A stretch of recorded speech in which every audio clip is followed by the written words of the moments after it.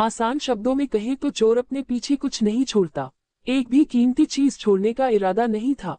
ये नजारा देखकर एरे स्पिरिट कैन की बोलती बंद हो गई। उसके पास शब्द नहीं थे, क्योंकि यह नौजवान बिल्कुल ताऊताई जैसा लग रहा था, जो बिना सोचे समझे सब कुछ लूट रहा था।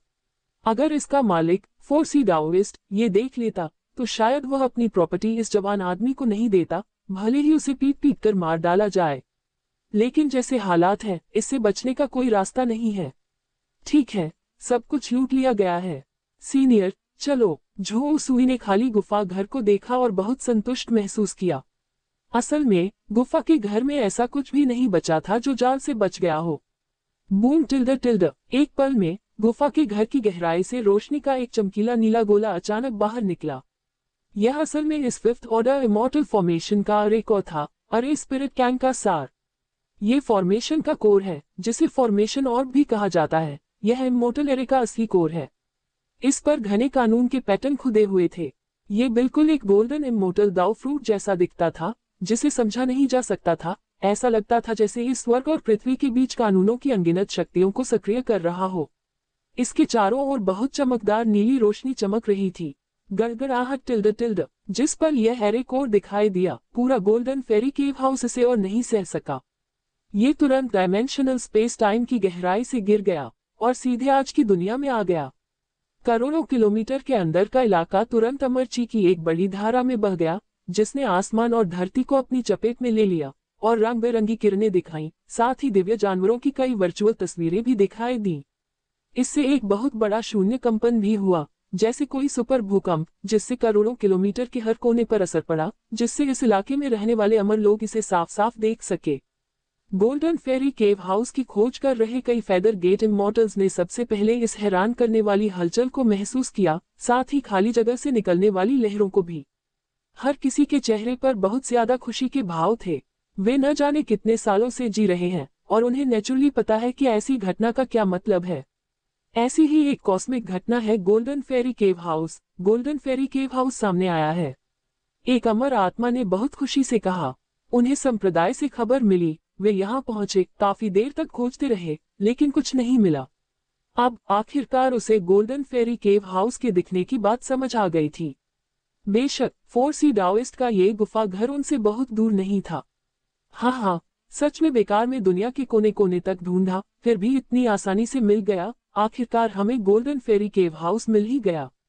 ये फोर्सी डाओइस्ट का गुफा घर है। कोई नहीं जानता कि इसके अंदर कितने खजाने हैं। क्या ये सही नहीं है? पहले फोर्सी डाओइस्ट ने विदेशी जातियों के युद्ध के मैदान में अनगिनत एलियन इमॉर्टल्स को मार डाला था, साथ ही हेवन कोर्ट से बहुत सारे कंट्रीब्यूशन पॉइंट्स भी कमाए थे, अनगिनत खजाने रखे थे और सबसे अमीर गोल्डन इमॉर्टल्स में से एक थे। असल में हालांकि फोर्सी डाओइस्ट हमारे फेदर गेट का दुश्मन था, लेकिन उसकी लड़ाई की ताकत बहुत जबरदस्त थी। असल में वह डालुओ गोल्डन इमॉर्टल से भी मुकाबला कर सकता था। ये सच में बहुत बड़ा चढ़ाकर बताया गया था। हाँ, ठीक उसी लड़ाई की वजह से सेक्ट लीडर आज तक अकेले में है और सामने नहीं आया है। खुशकिस्मती से फोर्सी डाओइस्ट मर चुका है, नहीं तो चू स्टेट कॉन्टिनेंट का मालिक कौन होगा ये पक्का नहीं होता। किसी भी हाल में फोर्सीज इमॉर्टल का ये गुफा घर जरूर बहुत सारा खजाना रखता है। शायद फोर्सी डाओइस्ट की जबरदस्त लड़ाई की काबिलियत के राज भी, इसलिए इसे बिल्कुल भी मिस नहीं किया जा सकता। कई महान अमर लोग खुशी से हंसे। वे फोर्सी डाओइस्ट के खतरनाक नेचर को अच्छी तरह जानते थे, यहाँ तक कि वह लड़ाई में ग्रेट लुओ गोल्डन इमॉर्टल के बराबर हो सकता था, जो थोड़ी देर के लिए ही सही एक सच्ची कहानी थी।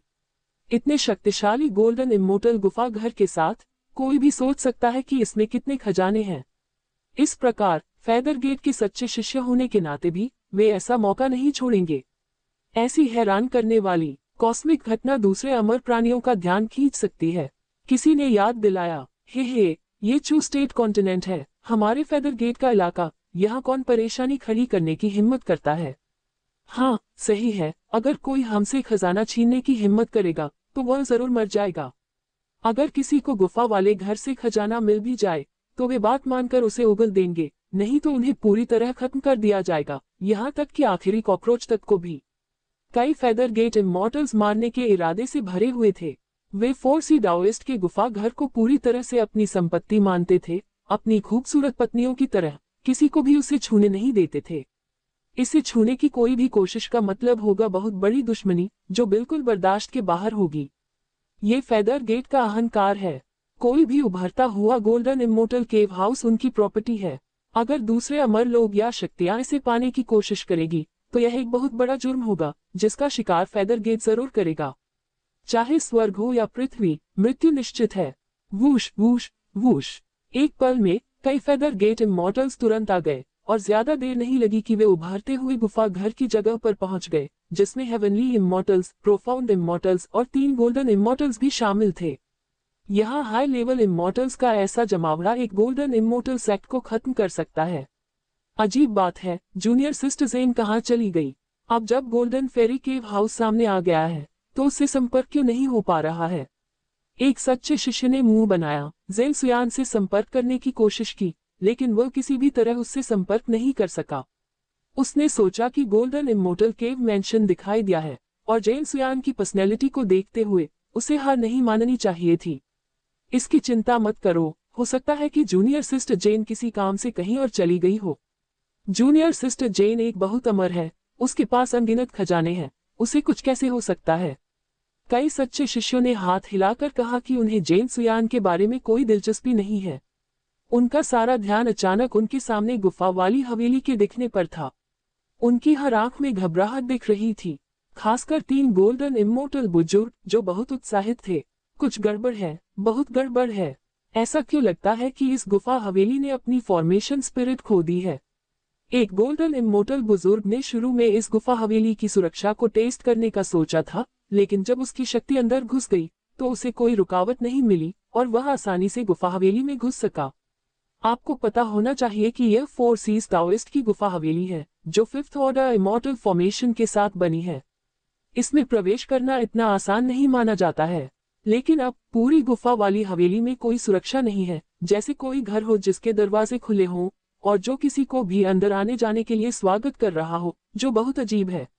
एक पल के लिए उनके दिल में बेचैनी की लहर दौड़ गई। Boom tilde tilde tilde. अगले ही पल कई फेदर गेट इमॉर्टल्स के फिगर चमक उठे और वे सभी आसानी से गुफा वाली हवेली में घुस गए। धत्तेरे की, क्या ये 4 सीज ताओइस्ट की गुफा वाली हवेली है? क्या मजाक है? यहाँ कोई खजाना क्यों नहीं है? एक फेदर गेट ट्रू डिसाइपल पूरी तरह हैरान रह गया। वह उत्साह से भरा हुआ गुफा में घुसा और अंदर के खजाने को लूटने का इरादा किया, लेकिन गुफा वाली हवेली के अंदर की स्थिति की जांच करने के बाद उन्हें कोई खजाना नहीं मिला। ये बस एक खंडहर था जिसमें कोई कीमती चीज नहीं बची थी। ऐसा लग रहा था जैसे कोई चोर आ गया हो। चोर? यहाँ जरूर कोई चोर आया होगा। कोई कमीना पहले यहाँ आ गया, यहाँ का सारा खजाना ले गया। इस गुफा हवेली की फॉर्मेशन स्पिरिट भी ले ली गई थी। एक गोल्डन इमॉर्टल गुस्से में दहाड़ा, बहुत ज्यादा गुस्से में। वे अब असल में किसी और के लिए काम कर रहे थे। जो चीज फेदर गेट का खजाना होनी चाहिए थी, उसे अब किसी दूसरे अमर ने जब्त कर लिया था। ये फेदर गेट के लिए एक तमाचा था, एक बहुत बड़ी बेइज्जती।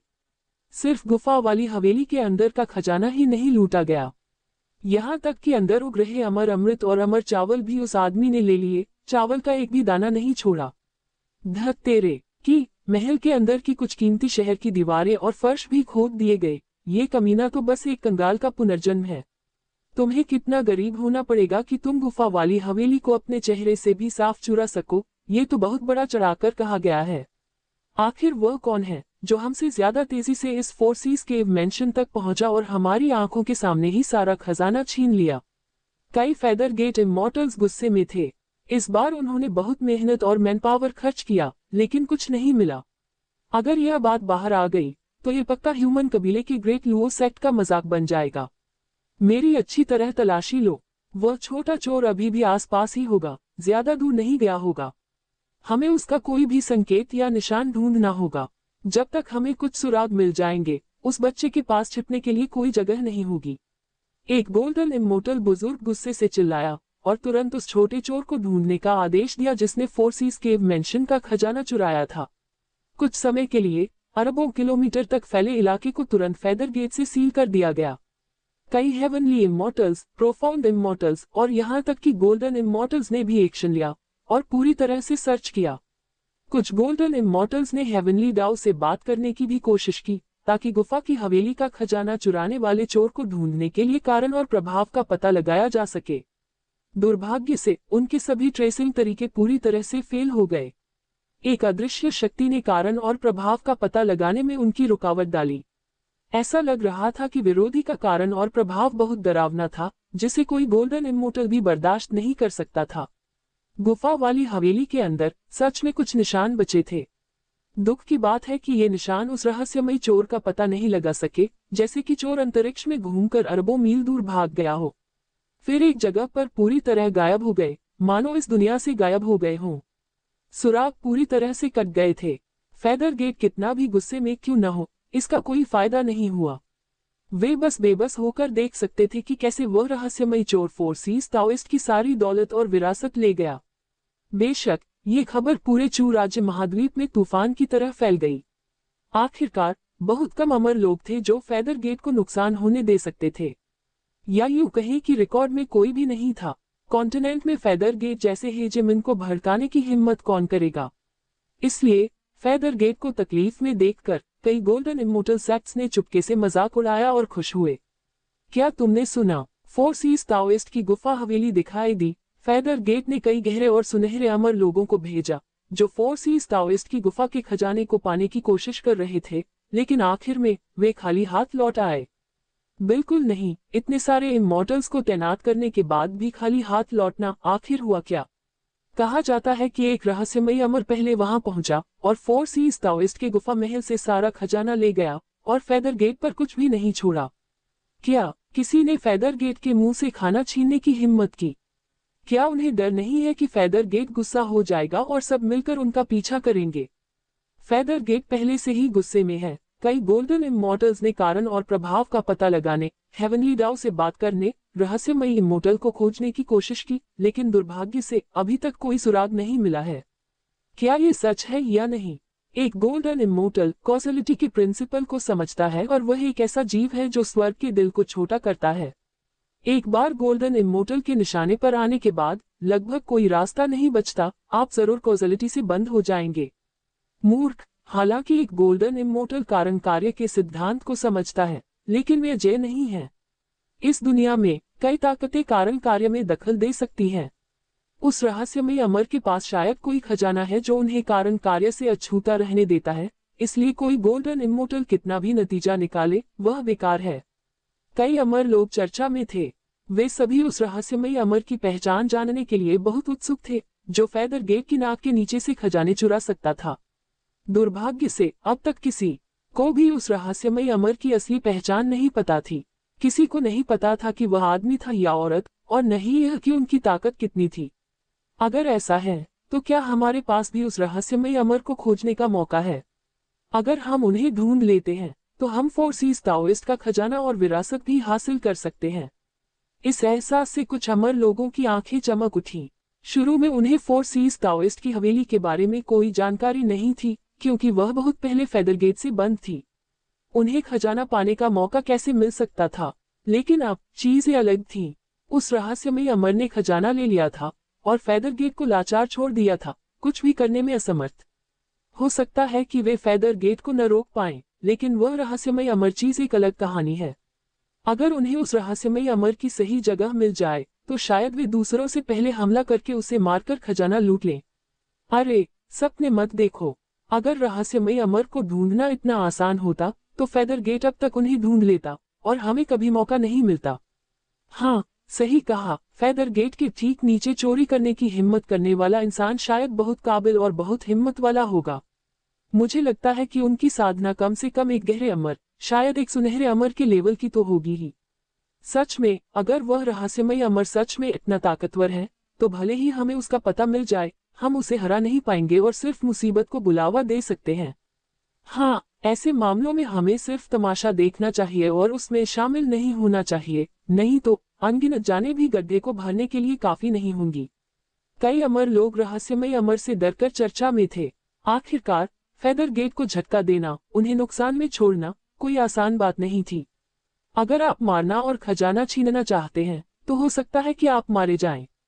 अमर दुनिया में ऐसी घटनाएं हमेशा होती रहती हैं, इसलिए अगर उन्हें फोर्सीज ताओइस्ट की विरासत में दिलचस्पी थी, लालची भी थे, तो भी उन्होंने जल्दबाजी में रहस्यमयी अमर को खोजने की हिम्मत नहीं की, कहीं ऐसा ना हो कि वे मुसीबत को बुला लें। Dot dot dot dot dot dot. इस बीच फैंटोम शहर में म्यू यानिक्सन और चांग शुई को फोर सीज ताओइस्ट मेंशन के मामले के बारे में स्वाभाविक रूप से पता था। उन्हें तुरंत अपने आदमी का ख्याल आया। फोर सीज ताओइस्ट हवेली का खजाना चुपचाप और आसानी से चुराने में सक्षम कोई और सिर्फ उनका रहस्यमयी पति ही हो सकता है।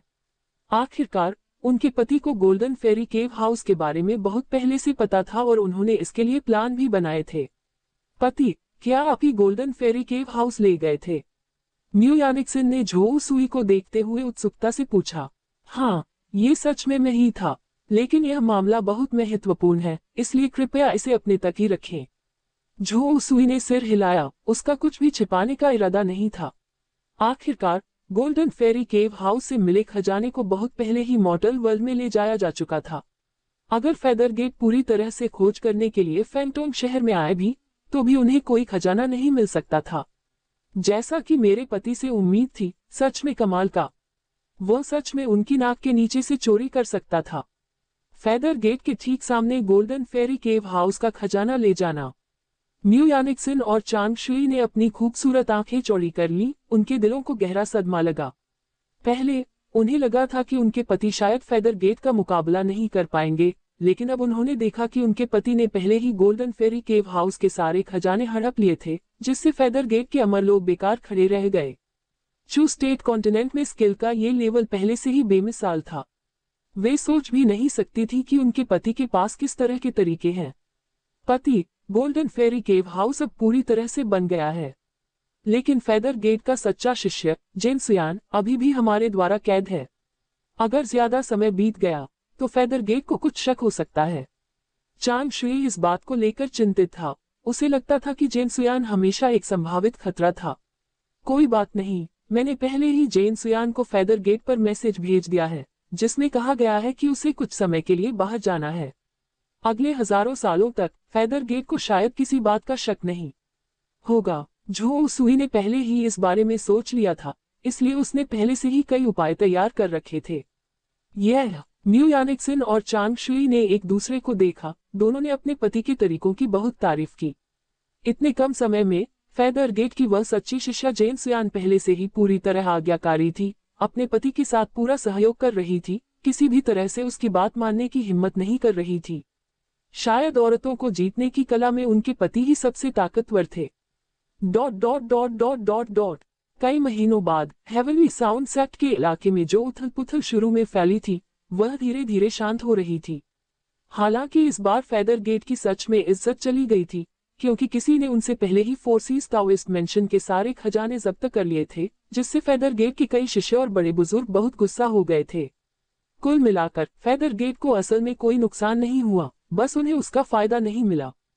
इसके अलावा फेदरगेट की पूरी ताकत के बावजूद उस रहस्यमयी अमर को ढूंढना नामुमकिन था, जिसने पहले से ही फोर सीज ताओइस्ट हवेली पर कब्जा कर लिया था। इसलिए फेदरगेट हेवनली साउंड सेट के इलाके में लगातार लोगों को तैनात नहीं कर सका। भले ही फेदरगेट के बड़े बुजुर्ग ऐसा करना चाहते थे, लेकिन फेदरगेट के आम शिष्य इसके लिए तैयार नहीं थे। आखिरकार उनका समय बहुत कीमती था। भूसे के ढेर में सुई ढूंढने जैसी किसी चीज पर समय बर्बाद करने के बजाय खेती करना बेहतर है। इस वजह से फेदरगेट उस रहस्यमयी अमर को ढूंढने के लिए सिर्फ चुपके से इनाम जारी कर सकता था। लेकिन असल में फेदरगेट बड़े पैमाने पर शिकार नहीं कर सका, क्योंकि उस रहस्यमयी अमर ने कोई जुर्म नहीं किया था। इसलिए उसने ज्यादा से ज्यादा सिर्फ फोर सी ताओइस्ट का खजाना ही लिया, जो असल में फेदरगेट का नहीं था।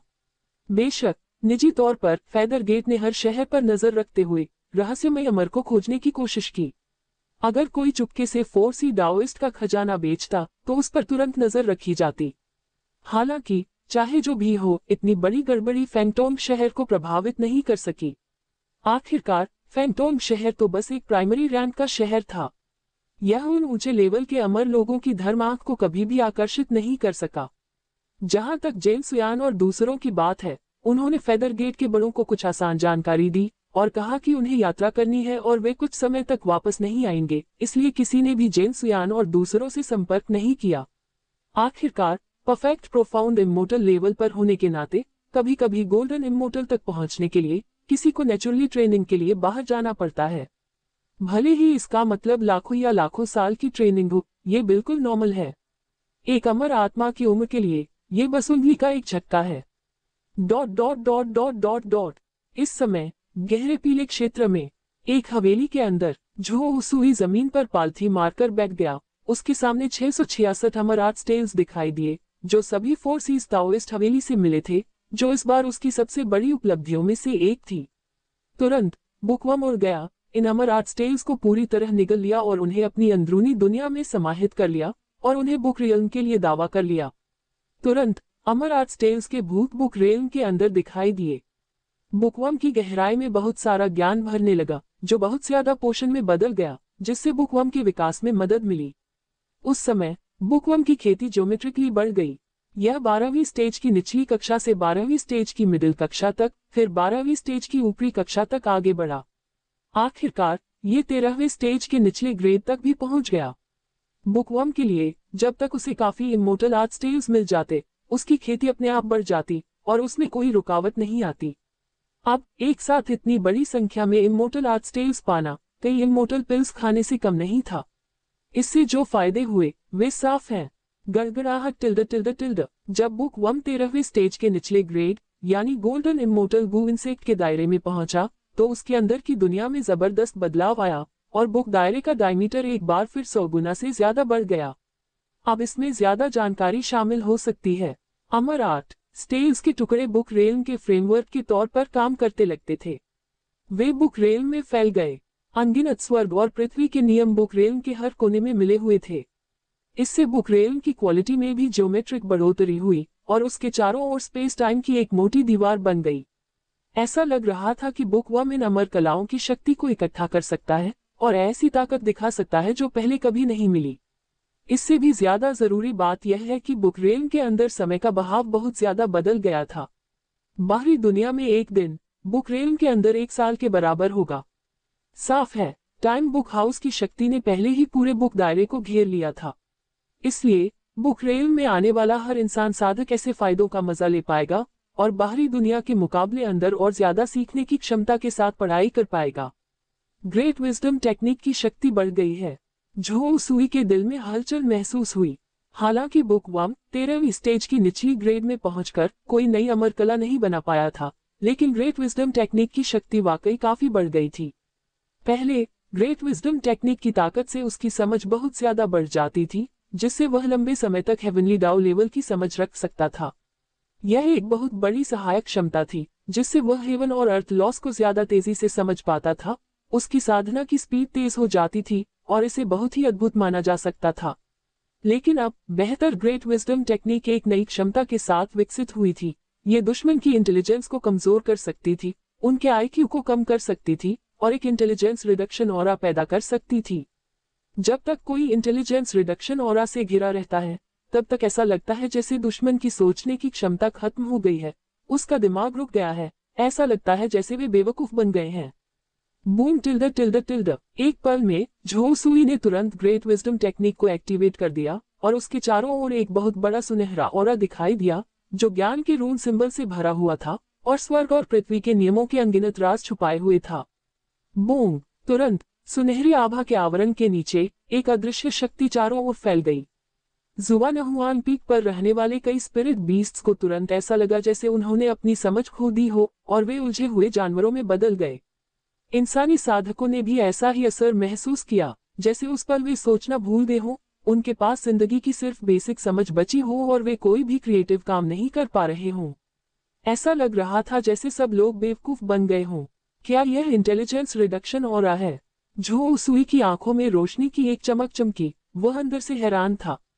उसने इंटेलिजेंस रिडक्शन ऑरा की पावर वापस ले ली और उसके आसपास के जीव अपनी असली हालत में लौट आए जैसे कुछ हुआ ही ना हो। लेकिन ये कहना होगा कि यह अमर कला सचमुच डरावनी थी। अगर इसे असली लड़ाई में इस्तेमाल किया जाए तो इसमें जरूर बेमिसाल मारक क्षमता होगी, जिससे दुश्मन लड़ना भूल जाएगा और उन्हें दूसरों की रहम पर छोड़ देगा। क्योंकि अगर बुद्धि चली जाए तो शरीर पर कितनी भी ताकत क्यों न हो, उसका पूरा इस्तेमाल नहीं हो सकता। आज तक बुकवर्म ने आखिरकार अपनी जबरदस्त लड़ाई की काबिलियत दिखानी शुरू कर दी है। भले ही यह सिर्फ एक तरह की अमर कला हो, फिर भी ये बहुत डरावनी है।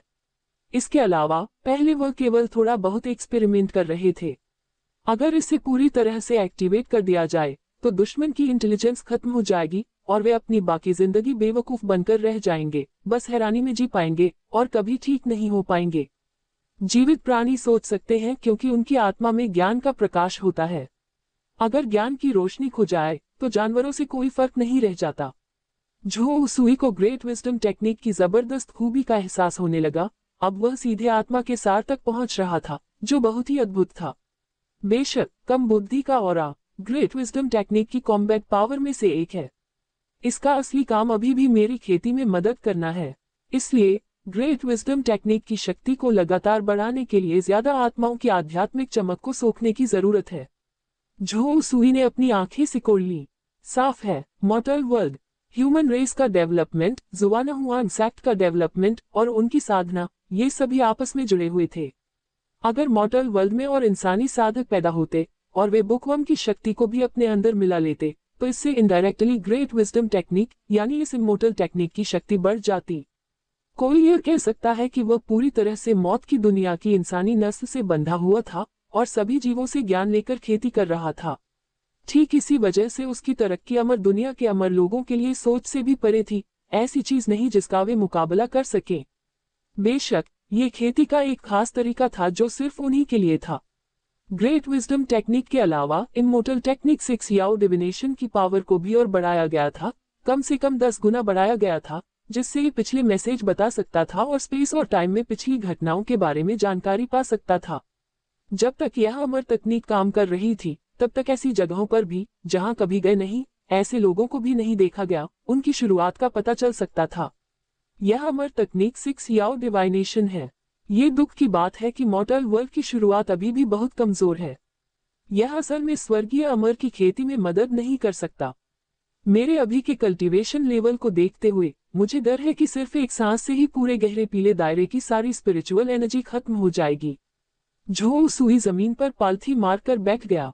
हालांकि मॉर्टल वर्ल्ड में रहने से स्वर्ग और पृथ्वी के नियमों को समझना काफी आसान था, लेकिन अपनी साधना का लेवल बढ़ाना इमोर्टल वर्ल्ड की तुलना में बहुत ज्यादा मुश्किल था, इतना ज्यादा कि रोज की जरूरतें पूरी करना भी नामुमकिन था। जुवाना हुआन रेल में कल्टीवेट नहीं कर पाता। आखिरकार अपने कल्टीवेशन लेवल को देखते हुए वो मॉर्टल वर्ल्ड में एक असाधारण अस्तित्व था, एक ऐसी अनोखी चीज जो होनी ही नहीं चाहिए थी। जियानमू का एक टुकड़ा है। अचानक झो उसुई को दिव्य अंतर्ज्ञान से एहसास हुआ कि उसका बुकवर्म 13वें स्टेज पर पहुंच गया है, जिससे प्रेरणा मिली, तुरंत मार्गदर्शन मिला और किसी भी संदेह का समाधान भी मिला। ये ग्रेट विजडम टेक्निक से बड़ा हुआ दिव्य अंतर्ज्ञान था। ये कहा जा सकता है कि जब किसी की समझ एक खास ऊंचाई पर पहुंच जाती है तो वह ऐसी भयानक प्रतिभा को बढ़ावा देती है, किसी बेमिसाल जीनियस की समझ या छठी इंद्री की तरह। धमाका टिल्ड। ये सोचकर उसने तुरंत माउंटेन और सी बीच स्पेस से जियानमू का एक टुकड़ा निकाल लिया। तुरंत झो उसुई के सामने हथेली के आकार का नीले रंग का लकड़ी का टुकड़ा दिखाई दिया, जो घने लकड़ी के दानों से ढका हुआ था। हर दाना स्वर्ग और पृथ्वी के नियम को दिखाता हुआ लग रहा था, जो बहुत गहरा था। इस पर अनगिनत सालाना छल्ले बने हुए थे, जिससे ये जानना नामुमकिन था कि यह कितने साल तक जिंदा रहा। ये बहुत ही पुराना लग रहा था, जो स्वर्ग और पृथ्वी के साथ मौजूद था। और भी खास बात यह है कि इस सियान लकड़ी में बहुत ज्यादा जान थी, लॉरेल के पेड़ की तरह इसमें कभी न खत्म होने वाली और अमर शक्ति थी, जिससे बहुत ज्यादा जान निकलती थी। देखने के समय पूरी गुफा सियान लकड़ी के तत्व अमर क्यूई से भर गई थी। ये लगभग गाढ़ा होकर पदार्थ बन गया और भरपूर जीवन ऊर्जा में बदल गया, जिससे एक कल्टीवेशन होली लैंड बन गया। और यह रहस्यमयी एनर्जी झो उसुई के शरीर की गहराई में मिल गई, लगातार उसके जीवन के सार को बढ़ाती रही, उसकी जीवन क्षमता को बढ़ाती रही और उसके अंदर के ब्लड लाइन को एक्टिवेट करती रही। पहले फोर्सी डाओइस्ट ने भी ऐसा ही किया था, अपने अंदर ट्रू स्पिरिट ब्लड लाइन को एक्टिवेट करके एक नया रास्ता खोला था। क्या यह अमर राजा जियानमू का एक टुकड़ा है? मौत में भी इसमें ऐसी कभी न मरने वाली और अमर खूबियां हैं। ये सच में बहुत ताकतवर है, लेकिन क्या इतनी मजबूत जीवन शक्ति सच में मर सकती है? झो उसुई को इस बात पर बहुत शक था। असल में अमर दुनिया के कई पुराने ताकतवर लोगों को भी ऐसे शक थे, क्योंकि जियानमू अमर दुनिया के सबसे पुराने अस्तित्वों में से एक था, जो स्वर्ग और किस्मत के साथ था, ट्रू स्पिरिट अलायंस से जुड़ा था, अमर दुनिया के सबसे ऊंचे स्थान पर खड़ा था, इसलिए उसकी ताकत बहुत ज्यादा थी। ऐसे प्राणी के लिए मौत की इच्छा करना भी इतना आसान नहीं होगा। अमर दुनिया के कई पुराने ताकतवर लोगों को शक था कि जियानमू सच में मरा नहीं है और सही मौका मिलने पर वह फिर से जिंदा हो सकता है। इसी वजह से जियानमू के हर टुकड़े में बहुत ज्यादा जान थी। चाहे अमर लोग कितनी भी अमर तकनीकें इस्तेमाल कर लें, वे जियानमू के इन टुकड़ों को नष्ट नहीं कर सकते थे। दिव्य वृक्ष जियानमू में लॉरेल वृक्ष जैसी ही खूबियां हैं जो अमर और अमर है। दूसरे शब्दों में, जियानमू का हर टुकड़ा ऊपर से देखने पर सिर्फ एक टुकड़ा लग सकता है, लेकिन असल में हर टुकड़ा असली शरीर हो सकता है। इसके अलावा ये जियानमू टुकड़े जियानमू बीजों में बदल सकते हैं और एक बार फिर दिव्य वृक्ष जियानमू बन सकते हैं। झो सुई ने अपनी आंखें सिकोड़ ली। उन्होंने अमर के अमर शरीर को याद किया जिसमें भी ऐसे ही गुण थे। भले ही दुश्मन अनगिनत टुकड़ों में तोड़ दे, लेकिन जब तक खून की एक बूंद बची रहे तब तक खून की एक बूंद से इंसान का पुनर्जन्म हो सकता है। उन्हें डर था कि दिव्य वृक्ष जियानमू में भी ऐसे ही गुण होंगे। जियानमू बनने की संभावना थी। दुर्भाग्य से अब तक अमर दुनिया में कई पुराने ताकतवर लोग जिन्हें जियानमू के टुकड़े मिले थे, वे पुराने जियानमू की शक्ति को वापस नहीं ला पाए ताकि असली शरीर को फिर से जिंदा किया जा सके। दूसरे अमर लोग शायद ये हासिल न कर पाए हों, लेकिन इसका मतलब यह नहीं है कि मैं नहीं कर सकता। गू की शक्ति से मैं जियानमू को उसके असली शरीर में वापस ला सकता हूँ। अगर जियानमू को एक बार फिर जिंदा किया जा सके तो यह एक शक्तिशाली सेना चलाने के बराबर होगा।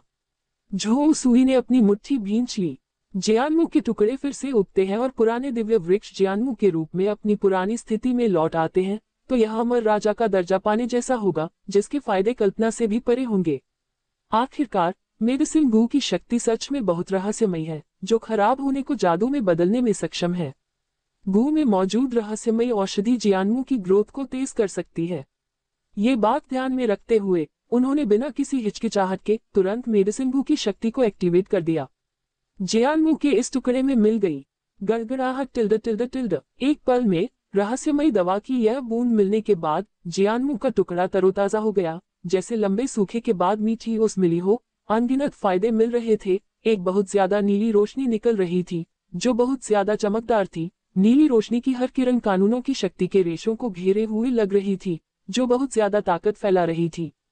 ऐसा हैरान करने वाला असर इसलिए है क्योंकि मेडिसिन गू 11वें क्रम तक आगे बढ़ गया है, जिसमें पोषण की हर बूंद में इतनी एनर्जी होती है कि एक पौधे में एक साल के अंदर 10 अरब साल की हीलिंग पावर आ जाती है, जिससे ग्रोथ तेज हो जाती है। गू द्वारा पोषित औषधि का सामना करने में असमर्थ हैं। सिर्फ आसमानी पौधे ही इस भयानक हीलिंग पावर और जान को झेल सकते हैं। बेशक इस दवा को पतला भी किया जा सकता है। अगर इसे कुछ हद तक पतला किया जाए तो भी साधारण स्पिरिचुअल मेडिसिन का इस्तेमाल किया जा सकता है। अगले ही पल जियानमू का ये टुकड़ा जियानमू बीज में बदलता हुआ प्रतीत होता है। लगातार दबता हुआ अंततः कांच के मनके के आकार का एक नीला बीज बनाता है। इस नीले बीज की सतह पर स्वर्ग और पृथ्वी के नियमों के घने पैटर्न उभरे, जिनसे बहुत ज्यादा जीवन शक्ति निकली। गू की शक्ति मिलने से इस जियानमू टुकड़े में जबरदस्त बदलाव आए और वह जियानमू बीज में बदल गया और एक नई चीज बन गया। अविश्वसनीय रूप से यह एक जियानमू बीज में बदल गया है। अगर ऐसा है तो क्या एक बिल्कुल नए जियानमू को पालना पोसना मुमकिन नहीं होगा? ये देखकर झो सुई की आंखें तुरंत चमक उठी। वह बहुत उत्साहित महसूस कर रहा था। आखिरकार यह मशहूर दिव्य पेड़ जियानमू है। इसकी तुलना एवरग्रीन इमोर्टल क्रीपर जैसे इमोर्टल वर्ल्ड के पौधों से करें तो ये सच में बहुत मामूली है, यहाँ तक कि उसी लेवल का भी नहीं है। अगर कोई सच में जियानमू को पूरी तरह से पाल पोस सके तो उसकी ताकत बहुत ज्यादा बढ़ जाएगी, पहले से कहीं ज्यादा। इस बात को ध्यान में रखते हुए उन्होंने जरा भी हिचकिचाहट नहीं दिखाई। स्विश, झो सुई की आकृति चमक उठी। वह गुफा से निकलकर एवरग्रीन इमोर्टल क्रीपर के सामने प्रकट हुआ। इस समय एवरग्रीन इमोर्टल क्रीपर लंबे समय तक बढ़ने के बाद पहले से भी ज्यादा ताकतवर हो गया है। उसकी ताकत उसकी तरह हेवनली इमोर्टल रेल्म तक पहुंच गई है। अब एवरग्रीन इमोर्टल क्रीपर की बेलें मॉर्टल वर्ल्ड के किसी भी कोने में आसानी से दिखाई दे सकती हैं। इससे गहरा पीला क्षेत्र और भी मजबूत हो जाता है। आखिरकार हर बेल गहरे पीले क्षेत्र की स्पिरिट वेन से जुड़ी होती है।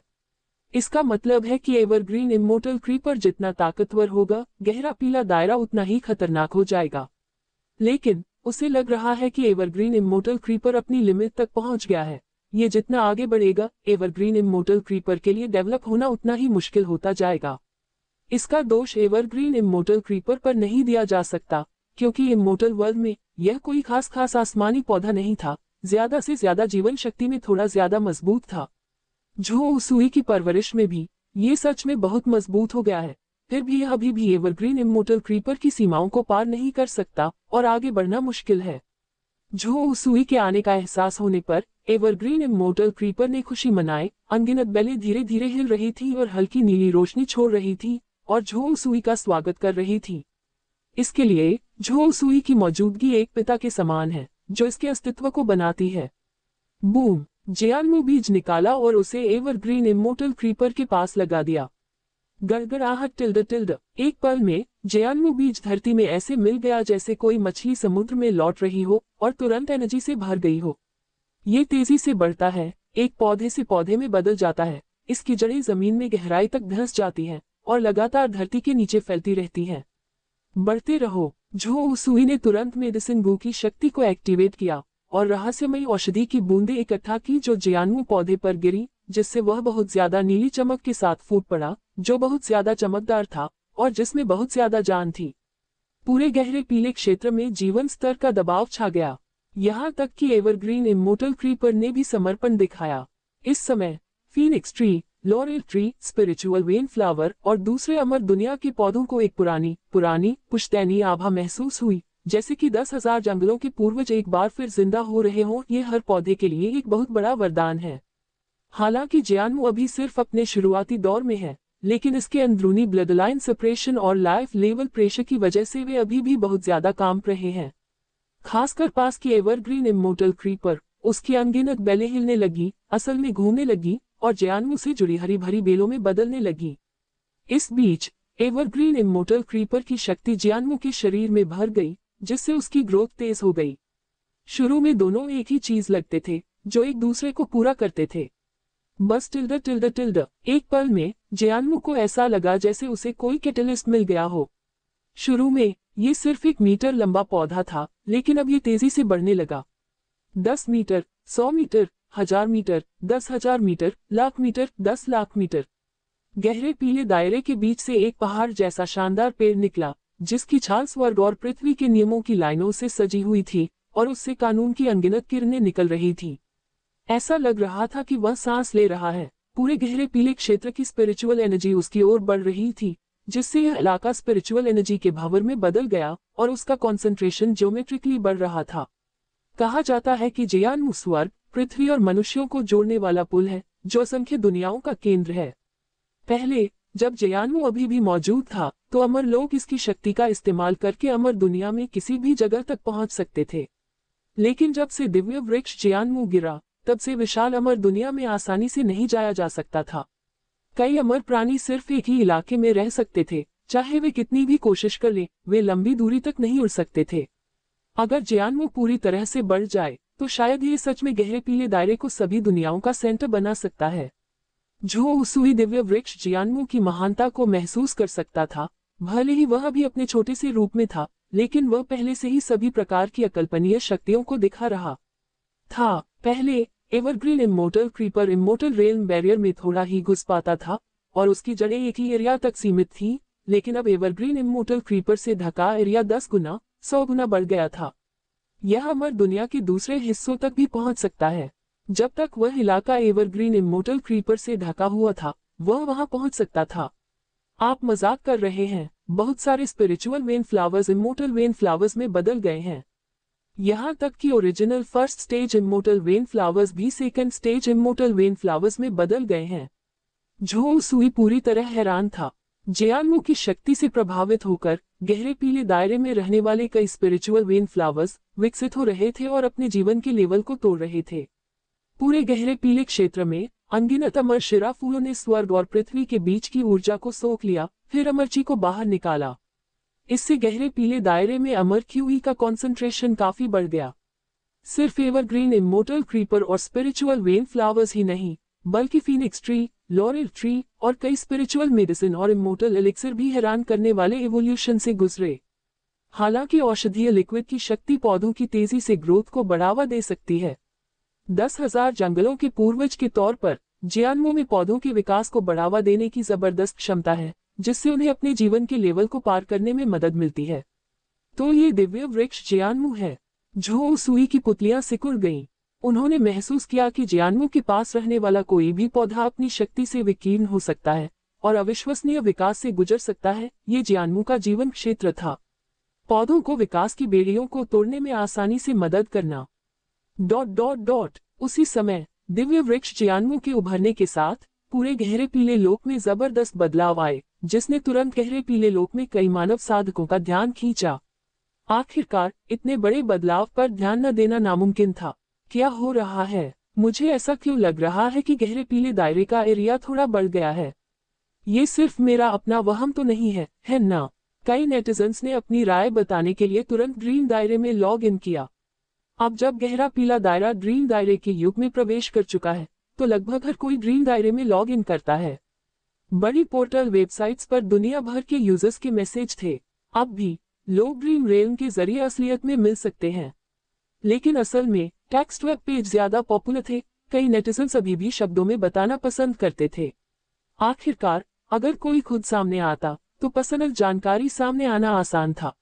ज्यादातर नेटिजन्स अपनी पहचान छिपाना पसंद करते थे, इसलिए वर्चुअल जमाने के आने के बाद भी ग्रीन रेल में टेक्स्ट मेनस्ट्रीम बना रहा, जिसमें अनगिनत नेटिजन्स ने मैसेज छोड़े और अपने विचार बताए। नहीं, ये तुम्हारा भ्रम नहीं है, ये वास्तविक है। कल रात मेरे घर के पास एक पहाड़ असल में सिर्फ 1 किलोमीटर ऊंचा था, लेकिन जागने के बाद ये 3 किलोमीटर ऊंचा पहाड़ बन गया। इसकी ग्रोथ बहुत तेज थी। एक नेटिजन ने तुरंत पास के पहाड़ की दर्जनों तुलना वाली तस्वीरें अपलोड की, जिसमें ऊंचाई में बदलाव साफ दिख रहा था, जो रातों रात 2000 मीटर बढ़ गया। सच में सोच से परे। न केवल पहाड़ ऊंचे हो रहे हैं, बल्कि सड़कें भी दोगुनी हो गई हैं। ऐसा लगता है जैसे पूरी दुनिया का एरिया दोगुना हो गया है। गहरे पीले क्षेत्र में असल में क्या हुआ था, है ना? मैं पहले काम पर बहुत पंक्चुअल रहता था, लेकिन आज मैं लेट हो गया क्योंकि आने जाने का टाइम डबल हो गया। ये बहुत बड़ा चढ़ाकर बताया गया है, पूरी तरह से अनमैनेजेबल है। कई नेटिजन्स ने इस चौंकाने वाले बदलाव को नोटिस किया, क्योंकि इस तरह की घटनाएं काफी कम होती थी और बहुत से ह्यूमन कल्टीवेटर्स ने ऐसी चीजों का अनुभव नहीं किया था। क्या पूछने की कोई जरूरत भी है? जरूर हमारे गहरे पीले दायरे ने दूसरी दुनियाओं पर कब्जा कर लिया है, जिससे हमारे दायरे का एरिया बढ़ गया है। ऐसी चीजें बहुत पहले से आम हो गई हैं। बिल्कुल बिल्कुल, हमारा गहरा पीला दायरा काफी खास है। दूसरे ग्रेट 1000 वर्ल्ड्स में असल में फैलने की कोई गुंजाइश नहीं है और उनमें कोई बदलाव नहीं हो सकता। लेकिन हमारा गहरा पीला दायरा दिव्य वृक्ष की शक्ति का इस्तेमाल करके अंतहीन शून्य में कई दुनियाओं को निगल सकता है, जिससे उसका सतही क्षेत्रफल और आयतन बढ़ सकता है। असल में 10,000 साल पहले की तुलना में हमारे गहरे पीले क्षेत्र का सरफेस एरिया 10,000 गुना से भी ज्यादा बढ़ गया है। बेशक आप नई पीढ़ियों को इन चीजों के बारे में पता नहीं होगा। गहरे पीले क्षेत्र के कई ऊंचे दर्जे के साधकों ने इस पर जोर शोर से चर्चा की। उन्होंने इसे कोई बड़ी बात नहीं माना। आखिर हजारों साल पहले गहरा पीला इलाका कई बार फैल चुका था और मैप अक्सर अपडेट और बदलता रहता था। बस हाल ही में ऐसा लगता है कि प्रोफाउंड येलो रेलम की ग्रोथ एक बॉटलनेक पर पहुंच गई है और एक्सपेंशन की स्पीड काफी धीमी हो गई है, इसलिए नई जनरेशन को ऐसी चीजें बहुत कम देखने को मिलती हैं। जियान्मू दिव्य वृक्ष की शक्ति है। इसकी शक्ति ने एवरग्रीन इमोर्टल क्रीपर की आगे की ग्रोथ और विकास को बढ़ावा दिया है। पहले evergreen immortal creeper immortal world से केवल बड़ी मात्रा में ओरिजिन एनर्जी चुरा सकता था, लेकिन अब यह अमर दुनिया से बड़ी मात्रा में मिट्टी और मिनरल चुरा सकता है। असल में हर पल इमोर्टल वर्ल्ड का एक बड़ा मटेरियल एवरग्रीन इमोर्टल क्रीपर चुरा लेता है और उसे प्रोफाउंड येलो रेल में मिला देता है। इस वजह से भले ही एवरग्रीन इमोर्टल क्रीपर को दूसरी दुनियाओं पर कब्जा करने की जरूरत न हो, इमोर्टल वर्ल्ड से सिर्फ सामान चुराना ही प्रोफाउंड येलो रेल के वॉल्यूम और मैप को लगातार बढ़ाने के लिए काफी है। इसके अलावा अमर दुनिया से मिलने वाले मटेरियल और एनर्जी बिना किसी शक के नश्वर दुनिया से मिलने वाले मटेरियल और एनर्जी से ज्यादा खतरनाक हैं। तो थोड़े समय में भी ये गहरे पीले क्षेत्र में बड़े बदलाव ला सकता है और अमर दुनिया के सामान की यह छोटी सी मात्रा विशाल असीम अमर दुनिया के लिए सागर में एक बूंद के समान है, शायद सागर में एक बूंद भी नहीं। इसलिए एवरग्रीन इमोर्टल क्रीपर के ऐसा करने से इमोर्टल वर्ल्ड के ओरिजिन से कोई रिएक्शन नहीं हुआ है। मूर्ख, क्या तुमने सिर्फ गहरे पीले दायरे के मैप में बदलाव देखा है? ईमानदारी से कहूं तो मैप में बदलाव बहुत मामूली बदलाव है। ज्यादा हैरान करने वाला बदलाव यह है कि 8वें स्टेज का स्पिरिट वेन फ्लावर, जो असल में स्पिरिचुअल नसों में गहराई से बढ़ रहा था, पहले स्टेज के इमोर्टल वेन फ्लावर में बदल गया है। और यह एक बड़े पैमाने पर बदलाव है। इसका मतलब है कि हमारे गहरे पीले दायरे की आध्यात्मिक नसों में हर जगह अमर नसों में बदल जाएगी। भले ही वे सिर्फ फर्स्ट स्टेज इमोर्टल वेन्स हों, वे हमारे लिए पहले से ही सबसे बड़ी खेती की पवित्र जमीन है। एक हाई ऑर्डर ह्यूमन कल्टीवेटर ने एक्साइटेड होकर कहा, असल में अमर नसें सिर्फ जुबान हुआन कॉन्टिनेंट पर ही थी, लेकिन कितने साधक जुबान हुआन कॉन्टिनेंट में साधना के लिए जाने के काबिल थे। ज्यादातर साधक असल में एंडलेस सी एरिया के दूसरे 13 कॉन्टिनेंट्स और आइलैंड्स पर रहते हैं। लेकिन अब यह अलग है। इन 8वें स्टेज के स्पिरिचुअल वेन फूलों के अमर वेन फूलों में बदलने के कारण इसका मतलब है कि दुनिया में हर जगह स्पिरिचुअल नसों ने छोटी फर्स्ट स्टेज इमोर्टल नसों को जन्म दिया है। हालांकि वे सिर्फ छोटी फर्स्ट स्टेज इमोर्टल वेन्स हैं, लेकिन वे आम इंसान साधकों के लिए काफी हैं। यहाँ तक कि सच्चे अमर लोगों की खेती को पूरा करने के लिए भी काफी है। महायान से नीचे के साधकों का तो कहना ही क्या। नहीं, ये सच है या झूठ, क्या हमारे गहरे पीले दायरे में अब हर जगह अमर नसें हो सकती हैं? कोई हैरानी नहीं कि मुझे लगता है कि मेरी साधना की क्षमता कई गुना बढ़ गई है। शुरू में मुझे लगा कि यह मेरा ज्ञान है, लेकिन पता चला कि स्वर्ग और पृथ्वी के बीच साधना का माहौल बदल गया है।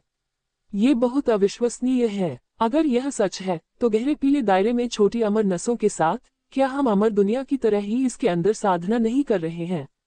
हाँ, बेशक यह अमर दुनिया के बराबर नहीं है, लेकिन दूसरी 3000 दुनियाओं की तुलना में हमारा गहरा पीला क्षेत्र बेशक पवित्र जमीनों में एक पवित्र जमीन है, एक छोटा अमर इलाका। वाह, रिफ्रेशिंग, सच में रिफ्रेशिंग। मुझे लगता है कि मेरी कल्टीवेशन एफिशिएंसी 10 गुना बढ़ गई है। क्या ये वो कल्टीवेशन माहौल है जिसका मजा अमर दुनिया में इंसान लेते हैं? ऐसे माहौल में एक सूअर भी अमर हो सकता है? नहीं नहीं नहीं, ये सच में बड़ा चढ़ाकर कहना है। शायद अमर दुनिया में हर कोई अमर नहीं हो सकता, लेकिन फिर भी अमर होने की संभावना हमारी नश्वर दुनिया की तुलना में जरूर बहुत ज्यादा है। गहरे पीले क्षेत्र के कई साधक इस पर उत्साह से चर्चा कर रहे थे। हर कोई उत्साह से भरा हुआ था। बेशक खेती के माहौल में बदलाव से हर किसान को बहुत फायदे होते हैं। इसे एक ऐसा मौका माना जा सकता है जिससे पूरे क्षेत्र को फायदा होगा। बस इतना है कि एक अमर नस में विकसित होना ही सब कुछ नहीं है। क्या तुमने अभी तक ध्यान नहीं दिया? ऐसा लगता है कि पूरी दुनिया की मिट्टी में जबरदस्त बदलाव आया है, और वह स्पिरिचुअल मिट्टी में बदल गई है। मिट्टी के हर इंच में बहुत ज्यादा एनर्जी और मैटर होता है। इस पर कई आध्यात्मिक जड़ी बूटियां उगती हैं, जो न केवल जीवित रहती है बल्कि उनके बढ़ने का समय भी कम हो जाता है। इस समय कई स्पिरिट प्लांट हस्बैंड्स ने सबसे पहले मिट्टी में बदलाव देखा। आखिरकार वे दिन रात जमीन से जुड़े काम करते हैं और मिट्टी के बीच होने वाले बदलावों को नेचुरली समझते हैं। अगर जमीन बदलती है, तो उस पर उगने वाली स्पिरिचुअल जड़ी बूटियां और स्पिरिचुअल चावल पर भी असर पड़ेगा। उस समय तक उनके पास कुछ भी नहीं बचेगा। लेकिन अब जब उन्हें जमीन में इतना चौंकाने वाला बदलाव मिला है, तो इससे धरती पर उगने वाले पौधों को बहुत फायदा होगा। जियानमो और एवरग्रीन इमोर्टल क्रीपर की शक्ति है। उन्होंने अमर दुनिया से बहुत सारा सामान और मिट्टी चुरा ली है। ये मटेरियल और मिट्टी गहरे पीले रंग के दायरे में मिल गए हैं। गहरे पीले क्षेत्र की सांसारिक मिट्टी को आध्यात्मिक मिट्टी में बदलना। नहीं, अगर ऐसा है, तो क्या हमारे गहरे पीले क्षेत्र में आध्यात्मिक जड़ी बूटियों की कीमत काफी कम नहीं हो जाएगी? कई किसान बहुत खुश हुए। आखिरकार उनके लिए मुख्य खर्च खेती को बढ़ावा देने वाली अलग अलग गोलियां हैं। अगर गोलियों की कीमत कम हो जाए, तो इससे हर किसान को बहुत फायदा होगा। आपको पता होना चाहिए, गहरे पीले दायरे में गोलियों की कीमत पहले से ही दूसरी दुनियाओं की तुलना में सस्ती है। अगर कीमतें और गिरती हैं, तो ज्यादा किसान गोलियां खरीद पाएंगे। इससे गहरे पीले दायरे के विकास को भी बढ़ावा मिलेगा, जिससे ज्यादा इंसान हाई लेवल कल्टीवेटर बन सकेंगे। जरूर यह काफी कम हो जाएगा। हर कोई जानता है कि स्पिरिचुअल जड़ी बूटियों की खेती के लिए हमारे गहरे पीले दायरे की तकनीक बेमिसाल है। ये the master of the sect द्वारा समर्थित सस्टेनेबल डेवलपमेंट से भी बहुत संबंधित है ना? दूसरी दुनियाओं में साधक अक्सर रिसोर्स का बहुत ज्यादा इस्तेमाल करते हैं, पागलों की तरह हर तरह की जंगली स्पिरिचुअल जड़ी बूटियां तोड़ते हैं, जिससे समय के साथ स्पिरिचुअल जड़ी बूटियां और भी महंगी हो जाती हैं। लेकिन हमारा गहरा पीला क्षेत्र अलग है। कई आध्यात्मिक जड़ी बूटियों और स्पिरिट चावल की खेती बड़े पैमाने पर की जा सकती है, जिससे सालाना पैदावार स्थिर रहती है। इसलिए कीमतें स्थिर रहती हैं, बहुत ज्यादा नहीं, जो कि सस्टेनेबल डेवलपमेंट है। नहीं तो दूसरे ग्रेट थाउजेंड वर्ल्ड्स की तरह चाहे कितने भी खेती के रिसोर्स उगाए जाएं, इस तरह लगातार पेड़ों की कटाई से देर सवेर पूरा ग्रेट थाउजेंड वर्ल्ड खत्म हो जाएगा और यह आने वाली पीढ़ियों के लिए अच्छा नहीं है। ये सच में सच है, वरना संप्रदाय के गुरु को सदियों से ऋषि क्यों माना जाता है? सिर्फ ऐसी साधना की सोच ही उन्हें इंसानों में एक अनोखा ऋषि बनाती है। कई किसानों ने इस पर भावुक होकर चर्चा की। शुरू में कई ऊंचे लेवल के साधक ताओवादी संप्रदाय के गुरु जुआनहुआन की फिलॉसफी को नहीं समझ पाए थे। लेकिन जैसे जैसे समय बीता, नई पीढ़ियों के कल्टीवेटर पैदा हुए और कल्टीवेटर कम्युनिटी लगातार बढ़ती गई, झो सुई की फिलॉसफी से ज्यादा लोग सहमत होते गए। नतीजतन अनगिनत इंसानी साधक इकट्ठा हुए और इंसानी कबीले में एक आम राय बनी। इससे प्रोफाउंड येलो रेल्म की ताकत भी बढ़ती रही और अभी तक इसका ऊपर की ओर बढ़ना बंद नहीं हुआ है। ... जैसे जैसे दिव्य वृक्ष जियान्मू लगातार बढ़ता गया, पूरे ब्रह्मांड में बिखरे जियान्मू के टुकड़ों को कुछ महसूस होने लगा और हर टुकड़े से एक हल्की कमजोर चमक निकल रही थी। ऐसा लगा जैसे उन्हें एक नए जियान्मू के जन्म का एहसास हो गया हो, जो शरीर में वापस लौटने के लिए उत्सुक हो। बदकिस्मती से ज्यादा दूरी होने की वजह से वे बेबस थे और चुपचाप वहीं रह सकते थे। अमर दुनिया की प्राचीन महान शक्तियां अचानक जाग गईं। उन्हें आसमान में बदलाव महसूस हुआ, एक बहुत बड़ी दिखाई न देने वाली ताकत जो अमर दुनिया के कारण और असर को बिगाड़ रही थी, और किस्मत की नदी पर एक बहुत बड़ा कोहरा छाया हुआ था, जिससे कारण और किस्मत में फर्क करना नामुमकिन हो गया था। कई गोल्डन इमॉर्टल्स से ऊपर के इमॉर्टल्स ने भी महसूस किया कि कारण और प्रभाव की गणना करना पहले की तुलना में कई गुना अधिक कठिन हो गया था। क्या हो रहा है? किस्मत के कोहरे ने अचानक किस्मत की नदी को क्यों ढक लिया है? क्या ऐसा हो सकता है कि कोई अमर राजा वापस आ गया है? अमर दुनिया की कई महान ताकतें सोच रही थी, लगातार इस अजीब बात का सोर्स पता लगाने की कोशिश कर रही थी। बदकिस्मती से उन्होंने चाहे जितना भी कैलकुलेट किया हो, वे यह नहीं ढूंढ पाए कि इस गड़बड़ी का सोर्स कहाँ था। जियान्मू, ये जियान्मू का पुनरुत्थान है। अमर दुनिया की एक महान शक्ति ने धीरे से कहा, अमर दुनिया की गहराई में एक शानदार जीवन शक्ति को महसूस करते हुए, जैसे कि कोई पुरानी पवित्रता अमर दुनिया में लौटने वाली हो। जियान्मू गिरा नहीं था, उसका शरीर अनगिनत टुकड़ों में बंट गया था। जियान्मू फिर कैसे वापस आ सकता है? हाँ, सही है, चाहे कुछ भी हो जाए, जियान्मू वापस जिंदा नहीं हो सकता। शायद यह एक गलत अंदाजा है। मेरे हिसाब में कोई गलती नहीं है। तुमसे किसने कहा कि जियान्मू को फिर से जिंदा नहीं किया जा सकता? बेशक, ये जियान्मू की पहली पीढ़ी नहीं है जो फिर से जीवित हो रही है, लेकिन शायद जियान्मू की दूसरी पीढ़ी है। इसने पहली पीढ़ी की याददाश्त खो दी, लेकिन पुराने जियान्मू की शक्ति विरासत में मिली। जियान्मू की शक्ति विरासत में मिली है और अमर दुनिया एक दूसरे जियान्मू को जन्म देने वाली है। बिल्कुल, पुराना पवित्र जियान्मू सच में मर गया, लेकिन उसकी शक्ति नहीं मरेगी। जब तक ये ब्रह्मांड खत्म नहीं होता, ये लगातार फिर से जिंदा होगा। अमर दुनिया की कई महान शक्तियों ने उत्सुकता से चर्चा की। आखिरकार अमर राजा की शक्ति का कोई अंदाजा नहीं है। ये डालुओ गोल्डन अमर से कहीं ज्यादा है, जो अमर दायरे के राजा के होने जैसा है। यहाँ तक कि 5 सुपर क्लैन में भी अमर राजाओं की संख्या बहुत कम है। और पुराने जमाने का जियान्मू सबसे ताकतवर अमर राजा था, उसकी लड़ने की ताकत का कोई अंदाजा नहीं था। नवजात शिशु को खोजने का कोई तरीका है? जियान्मू, तुरंत! एक अमर दुनिया के एक्सपर्ट की आंखों में लालच की झलक दिखी। उन्होंने सोचा कि अगर कोई नवजात शिशु को ढूंढ सके, जियान्मू को पहले से पूरी तरह कंट्रोल कर लेना एक अमर राजा को मोहरे की तरह पकड़ने जैसा होगा। इससे मिलने वाले फायदे तो बस अकल्पनीय हैं। इसे ढूंढना नामुमकिन है। इस समय अमर दुनिया का आसमानी सिस्टम अस्त व्यस्त है, किस्मत के कोहरे में डूबा हुआ है। जियान्मू का सही पता नहीं लगा सकते। वास्तव में अमर दुनिया सचमुच बहुत बड़ी है, और अगर नवजात शिशु जियान्मू कहीं भी छिपा है, हम उसे ढूंढ नहीं पा रहे हैं। फिर भी हम हार नहीं मान सकते। तुरंत आदेश जारी करें, जो भी नवजात को ढूंढ सके जियान्मू को हमारा इनाम मिलेगा। जियान्मू को ढूंढने के लिए पूरी ताकत लगाओ।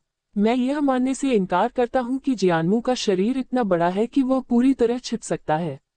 जियान्मू का पता लगाने के लिए अलग अलग इमोर्टल वर्ल्ड फोर्स को इकट्ठा किया। नवजात शिशु का निशान जियान्मू मिल जाए तो तुरंत अनगिनत इनाम और फायदे मिलेंगे। कुछ समय के लिए अमर दुनिया में छिपी हुई धाराएं घूमती रहीं और कई अमर लोग जियान्मू का पता लगाने की कोशिश में निकल पड़े। ... इस समय जुवानहुआन संप्रदाय, जुवानहुआन चोटी। जीबिंग्यू और दूसरे लोग भी जुवानहुआन पीक पर रुके हुए थे और दूर से ऊंचे दिव्य वृक्ष जियान्मू को देख रहे थे। हालांकि यह अभी शुरुआती स्टेज में था, लेकिन इसने पहले ही इन्हें डिवाइन ट्री की शान दिखानी शुरू कर दी थी। इससे हल्की नीली रोशनी निकलती थी और इसके शरीर पर लौ पैटर्न दिखते थे, जैसे पूरा शरीर कानूनों की शक्ति से गाढ़ा हो गया हो। हर सांस से बहुत ज्यादा एनर्जी का ज्वार उठ सकता था। अकेले सत्ता का उतार चढ़ाव किसी सच्चे अमर से कम नहीं था। ऐसा लग रहा था कि जियान्मू के पास होने पर कोई भी अदृश्य गुरुत्वाकर्षण को महसूस कर सकता है। जियान्मू के जितना करीब पहुंचा, ग्रेविटी उतनी ही डरावनी महसूस हुई। जियान्मू के पास पहुंचने वाले कई जीवों ने तुरंत पाया कि उनके शरीर नियमों की शक्ति से लगातार छोटे होते जा रहे हैं और धूल के आकार के हो रहे हैं। इसलिए यह मत सोचिए कि जियान्मू अभी सिर्फ 10,000 फीट ऊंचा दिखता है, लेकिन जब आप जियान्मू के पास पहुंचेंगे तो आपको ये बहुत बड़ा लगेगा। क्या ये वही दिव्य वृक्ष जियान्मू है जो मेरे पति ने पाया था? सच में ये बहुत शानदार है। भले ही इसे अभी अभी सफलतापूर्वक पाला गया है, लेकिन इसकी ताकत एक सच्चे अमर प्राणी जैसी है ना? मू जियाए बहुत हैरान हुआ। जियान्मू के सामने वह एक चींटी जितनी छोटी है।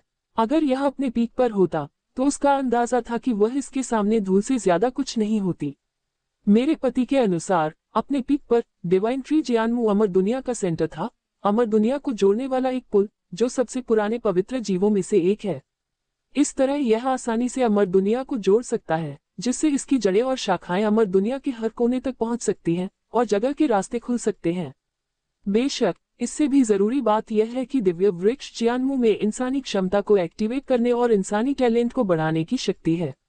अगर हम लंबे समय तक जियान्मू के पास रहेंगे तो हमारे अंदर के खून के टैलेंट पूरी तरह एक्टिवेट हो जाएंगे।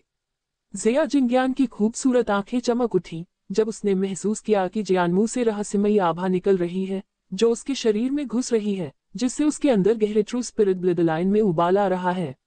ऐसा लग रहा था कि इस समय उसकी अपनी ताकत तेजी से बढ़ रही थी और उसका टैलेंट लगातार एक्टिवेट हो रहा था।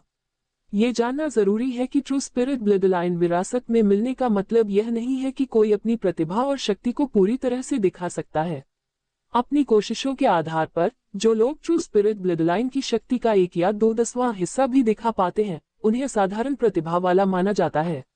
अगर कोई अपनी क्षमता का 100% इस्तेमाल कर सकता है तो वह अमर दुनिया में टॉप टियर एक्सपर्ट बनने के लिए किस्मत में है। इसमें कोई शक नहीं कि दिव्य वृक्ष जियान्मू में इंसानी क्षमता को जगाने की क्षमता है। उस समय ट्रू स्पिरिट अलायंस बहुत ताकतवर था और डिवाइन ट्री जियान्मू की ताकत की वजह से इसे सबसे बड़ी ताकत के तौर पर जाना जाता था। जब तक कोई दिव्य वृक्ष जियान्मू के पास रहता है, तब तक उसकी जन्मजात सच्ची आत्मा की प्रतिभा पूरी तरह से साकार होती है। कोई हैरानी नहीं कि मुझे यहाँ रहते हुए अपने ट्रू स्पिरिट ब्लड लाइन का कॉन्सेंट्रेशन लगातार बढ़ता हुआ महसूस होता है। जियान्मू का प्रभाव निकला। बाई सुजी ने अपनी खूबसूरत आंखें चौड़ी कर लीं। उसे लगा कि उसके सुनहरे बालों वाले जेड फेस वाले फॉक्स वंश में लगातार बढ़ोतरी हो रही है। जियान्मू के प्रभाव में उसे सुनहरे बालों वाली जेड चेहरे वाली लोमड़ी का ब्लड लाइन टैलेंट पूरी तरह से पाने में या उससे भी आगे बढ़ने में ज्यादा समय नहीं लगेगा। अभी जब मैं दिव्य वृक्ष जियान्मू के पास गया तो ऐसा लगा जैसे मेरा शरीर रहस्यमय नियमों से प्रभावित हो गया है। मेरा शरीर लगातार धूल की तरह कम होता गया। जियान्मू के पास मौजूद अमर तकनीक है। लेंग यूएक्सी की आंखें चमक उठी। वह दिव्य वृक्ष जियान्मू की ताकत महसूस कर सकती थी, जो कोई खतरनाक आभा नहीं छोड़ता था, लेकिन अपने होने से ही अनगिनत जिंदगियों पर बहुत ज्यादा दबाव डालता था। एक जन्मजात देवता की तरह इसकी साधना अथाह है। ये सही है, मेरे स्वामी ने कहा कि यह जियान्मू की जीवन जन्म अमर तकनीक है, जीवन की धूल। जियान्मू के जितना करीब पहुंचेंगे, आपका शरीर उतना ही छोटा होता जाएगा। जियान्मू के पास आने पर चींटी के आकार तक सिकुड़ जाएंगे। यह एक लगभग अपरिवर्तनीय अमर तकनीक है। जब तक किसी की शक्ति जियान्मू के बराबर न हो, इस लाइफ बॉर्न इमोर्टल टेक्निक की ताकत का सामना करना नामुमकिन है। इसी कारण से जियान्मू सभी प्राणियों के लिए एक प्रभावशाली माउंट बुझोऊ है। इसके शिखर तक पहुंचना नामुमकिन है।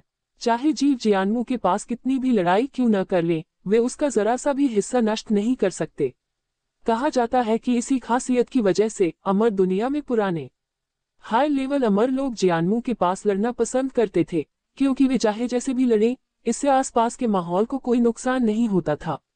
कियान जेयुन ने गहरी भावना के साथ कहा। उसने अमरलोक के कई अद्भुत पौधे देखे थे, लेकिन जियानमू जैसा शानदार पेड़ पहली बार था, एक दिव्य सत्ता जैसा सच्चा अस्तित्व। बेशक अब वह सिर्फ एक छोटा सा दिव्य प्राणी था, लेकिन फिर भी यह ऐसी चीज नहीं थी जिसका सामना आम अमरलोक कर सके। दिव्य वृक्ष जियानमू होने के लायक इतना शक्तिशाली अस्तित्व यह अतीत में कैसे नष्ट हो सकता था? मास्टर पीच ब्लॉसम को यकीन नहीं हुआ। वह सोच भी नहीं सकती थी कि इतनी शानदार जिंदगी कैसे खत्म हो सकती है। ये तो बस हैरान करने वाला था। साफ नहीं है, पहले के अमरलोक के मामले कुछ ऐसे नहीं है जिन्हें हम समझ सके। अब मुझे बस इतना पता है कि जियानमू के पास खेती करना हमारे लिए बहुत फायदेमंद है। ऐसा लगता है कि जियानमू के शरीर को लगातार देखने से स्वर्ग और पृथ्वी के नियमों की हमारी समझ बढ़ सकती है। जेड इमोर्टल चाइल्ड ने उत्साह से अपनी मुट्ठियां भींच लीं। उसे लगा कि उसके अंदर ताइन जेड रैबिट का खून उबल रहा है। उसके अंदर की शक्ति लगातार घूम रही है। ऐसा लग रहा था जैसे हर पल कई कानूनों की जानकारी सामने आ रही हो। कई पार्टनर्स ने सहमति में सिर हिलाया और जियानमू के पास खेती करने लगे। यह उनके लिए एक अनोखा मौका है। शायद जियानमू की मदद से वे पृथ्वी के अमर दायरे में तेजी से कदम रख सकें। Dot dot dot dot dot dot. दूसरी ओर एक गुफा में रहने की जगह। झो सुई जमीन पर पालथी मारकर बैठ गया। जियानमू पर ध्यान देना जारी नहीं रखा। जब तक जियानमू लगातार बढ़ता रहेगा वह काफी होगा। उनके लिए सबसे जरूरी बात अपनी खेती को बढ़ाना था। इस बार उसे बहुत ज्यादा फसल मिली थी। उसने फोर्सी डाओइस्ट की गुफा घर से कई इमोर्टल पिल्स हासिल की थी। तो अमर लोक में जाए बिना भी सिर्फ ये अमर गोलियां उसकी साधना को तेजी से बढ़ाने में उसकी मदद कर सकती थी। गड़गड़ाहट टिल्ड टिल्ड टिल्ड। एक पल में झो सुई ने एक के बाद एक गोलियां खा ली, जिससे वे तुरंत बहुत ज्यादा अमर शक्ति में बदल गईं, जिससे उसके अंदर की अमर शक्ति ज्योमेट्रिकली बढ़ गई। साथ ही टाइम लॉ की उनकी समझ में जबरदस्त बढ़ोतरी हुई। 100 साल, 1000 साल, 2000 साल, 3000 साल। पलक झपकते ही 5000 साल बीत गए। Dot dot dot. 5000 साल बाद समय पानी की तरह बहता गया और पलक झपकते ही 5000 साल बीत गए। जुवानहुआंग संप्रदाय का विकास पहले की तरह ही तेज और तेज रहा। आखिरकार जुवानहुआंग संप्रदाय अब एक ऐसी कार की तरह था जिसका एक्सेलरेटर दबा हुआ था और जो रुकने में असमर्थ थी। झो सुई के गाइडेंस के बिना भी इसने अपना असर बढ़ाना जारी रखा। खास तौर पर कई अवतारों की मदद से जुवानहुआंग संप्रदाय ने मौत की दुनिया के कभी न खत्म होने वाले खालीपन में हजारों दुनियाएं खोजी। ये ग्रेट 1000 वर्ल्ड्स अपने आप जुवानहुआंग सेक्ट के लिए टारगेट बन गए। जुवानहुआंग सेक्ट के अधिकार में आ गए और ह्यूमन कबीले की संपत्ति का हिस्सा बन गए। इससे जुवानहुआंग संप्रदाय भी तेजी से विकास की राह पर आ गया और अनगिनत ऊंचे लेवल के इंसान साधक पैदा हुए। Dot dot dot dot dot dot. नश्वर दुनिया में हानेइन दायरे में। ये नाम इसलिए पड़ा क्योंकि ये दुनिया 9 हेवंस कोल्ड सिल्वर के लिए मशहूर है, जो चांदी के यस्क से भरपूर है। इस ग्रेट 1000 वर्ल्ड में आने पर जुवानहुआंग सेक्ट ने लगातार अलग अलग कीमती रिसोर्स निकाले। समय के साथ जुवानहुआंग संप्रदाय ने इस दुनिया में कई शहर बनाए। बहुत सारे इंसान इस ग्रेट 1000 वर्ल्ड में माइग्रेट करने लगे। इससे इस दुनिया में इंसानों की संख्या बढ़ी और वे फले फूले। हानेइन दायरे का मुख्य इंसानी शहर है और यहीं पर क्रॉस वर्ल्ड टेलीपोर्टेशन एरे भी सेट है। प्रोफाउंड येलो रेन के कई पंथ और परिवार अपना हेडक्वार्टर सिल्वर माउंटेन सिटी में बनाते हैं। तो यह नश्वर दुनिया है। ऐसा लगता है कि मैंने पृथ्वी के अमर लोक में पुनर्जन्म नहीं लिया है। इसके बजाय मैंने एक और ग्रेट 1000 वर्ल्ड में पुनर्जन्म लिया है। ये जगह असल में कहाँ है? इसी समय लगभग 15 या 16 साल का एक युवा साधक अपने कमरे में धीरे धीरे जागा। उसे बहुत तेज सिर दर्द हो रहा था, जैसे बहुत सारी जानकारी उसके चेतना के सागर में गहराई तक घुस गई हो। उसका नाम कांगेरशो है, एक अर्थ इमोर्टल जो इमोर्टल दायरे से पुनर्जन्म लेता है। अमर लोक में महान लुओ संप्रदाय त्यानजू संप्रदाय के एक आंतरिक संप्रदाय शिष्य भी थे। त्यानजू सेक्ट के एक सच्चे शिष्य को उससे जलन हुई और उसे जबरदस्ती एक विदेशी लड़ाई के मैदान में भेज दिया गया और साथ ही शिष्यों से भी उसे नुकसान उठाना पड़ा। बिना किसी सहारे के एक अर्थ इमोर्टल होने के नाते उनके खिलाफ साजिश की गई और उनकी मौत हो गई। आखिरकार सबसे पुराने महान लुओ संप्रदायों में से एक होने के नाते त्यानजू संप्रदाय पर कई परिवारों का प्रभाव था और लगभग हर सच्चे शिष्य को एक बड़े और पुराने परिवार का समर्थन प्राप्त था। जो सेक्ट में नाम बनाना चाहता है तो वह सिर्फ दूसरे परिवारों का पालतू कुत्ता बन सकता है। अगर वे तैयार नहीं हैं तो उनके खिलाफ साथी पंथ के भाई साजिश करेंगे और उन्हें मौत और दाव खत्म होने का सामना करना पड़ेगा। ये कहा जा सकता है कि तियान जुए संप्रदाय पहले से ही एक बहुत भ्रष्ट महान लुओ संप्रदाय बन चुका है। असल में यहाँ कई पुराने परिवारों का कब्जा है, जिससे आम लोगों की टैलेंट को चमकने का कोई मौका नहीं मिलता। अच्छी बात यह है कि कांगेशो को पहले एक superior immortal tool 8 trigram ruler मिला था। इस टूल से उसे अच्छी और बुरी किस्मत का पता लगाने की काबिलियत मिली और मौत से बचने का रास्ता मिल गया। इसका मतलब है खुद को जीवन और मृत्यु की स्थिति में रखना ताकि दोबारा जन्म ले सके। जब उन्हें जुल्म का सामना करना पड़ा तो उन्होंने सीधे रिबर्थ की सीक्रेट टेक्निक का इस्तेमाल किया, जिससे उनके हेवनली इमोर्टल ताओ फ्रूट को मॉर्टल वर्ल्ड में दोबारा जन्म लेने दिया, फिर अपनी कल्टीवेशन को फिर से बनाया। इस तरह अपने साथी पंथ के भाइयों से जुल्म से बच गए। अगर वह सच में भविष्य में अमर दुनिया में लौटता भी है तो वह सिर्फ स्वर्ग के दरबार में सेवा करने के लिए होगा। उनकी काबिलियत और साधना को देखते हुए ये बस कुछ ही समय की बात थी कि वह पीक पर लौट आए और शायद उससे भी आगे एक प्रोफाउंड इमोर्टल या गोल्डन इमोर्टल बन जाएं। रुको, मैं जिस ग्रेट थाउजेंड वर्ल्ड में हूँ उसे हानियन रेल्म कहते हैं। जुवानहुआन संप्रदाय द्वारा शासित 39 महान हजार दुनियाओं में से एक है। मेरा अभी का नाम भी कांगेशो है और मैं कान परिवार का असली पहला बेटा हूँ। हानियन दायरे में मुख्य इंसानी शहर का सिल्वर माउंटेन सिटी है। एक पल में कांगेशो को अपनी चेतना के सागर की गहराई से संदेशों की बाढ़ महसूस हुई, इस जीवन की यादें जिससे वह अपनी मौजूदा मुश्किल को जल्दी से समझ गया। हालांकि इन यादों को समझने के बाद वह और भी ज्यादा कंफ्यूज हो गया, हैरान परेशान सा दिखने लगा। नहीं, जुवानहुआन संप्रदाय, गहरा पीला क्षेत्र, ये कैसा संप्रदाय है? ये कैसा महान हजार दुनिया है? उद्धरण चिन्ह। जब मैं अमर दुनिया में था तो मैंने इस संप्रदाय, इस महान हजार दुनिया के बारे में कभी क्यों नहीं सुना। असल में 39 ग्रेट थाउजेंड वर्ल्ड्स पर कब्जा करना ये बहुत बड़ा चढ़ाकर कहना है। कांगेशो की पुतलियां सिकुड़ गईं। वह असल में अमर दुनिया का रहने वाला था और पहले कभी नश्वर दुनिया में नहीं गया था। लेकिन इसका मतलब यह नहीं है कि वह नश्वर दुनिया को नहीं समझता। आखिरकार क्योंकि वह मौत की दुनिया में दोबारा जन्म लेना चाहता था, इसलिए उसे इसके बारे में बहुत सारी जानकारी की जरूरत थी। इस तरह जब वह सच में मौत की दुनिया में दोबारा जन्म लेगा तो वह उससे जुड़ी तैयारी कर सकेगा। अगर सच में कोई दुर्घटना हो जाए तो शायद वह सच में मर जाए। अमर लोगों का पुनर्जन्म कोई आसान बात नहीं है। सफलता की दर अभी भी बहुत कम है। ज्यादातर अमर पुनर्जन्म इस प्रोसेस के दौरान खत्म हो जाते हैं। अगर वे सफल भी हो जाएं, तो भी उनकी पिछली जिंदगी की यादें जागने की कोई पक्का यकीन नहीं है। पूरी जिंदगी हैरानी में बिताना, उस स्थिति में ये पुनर्जन्म पूरी तरह से असफल हो सकता है और वह सचमुच मर जाएगा।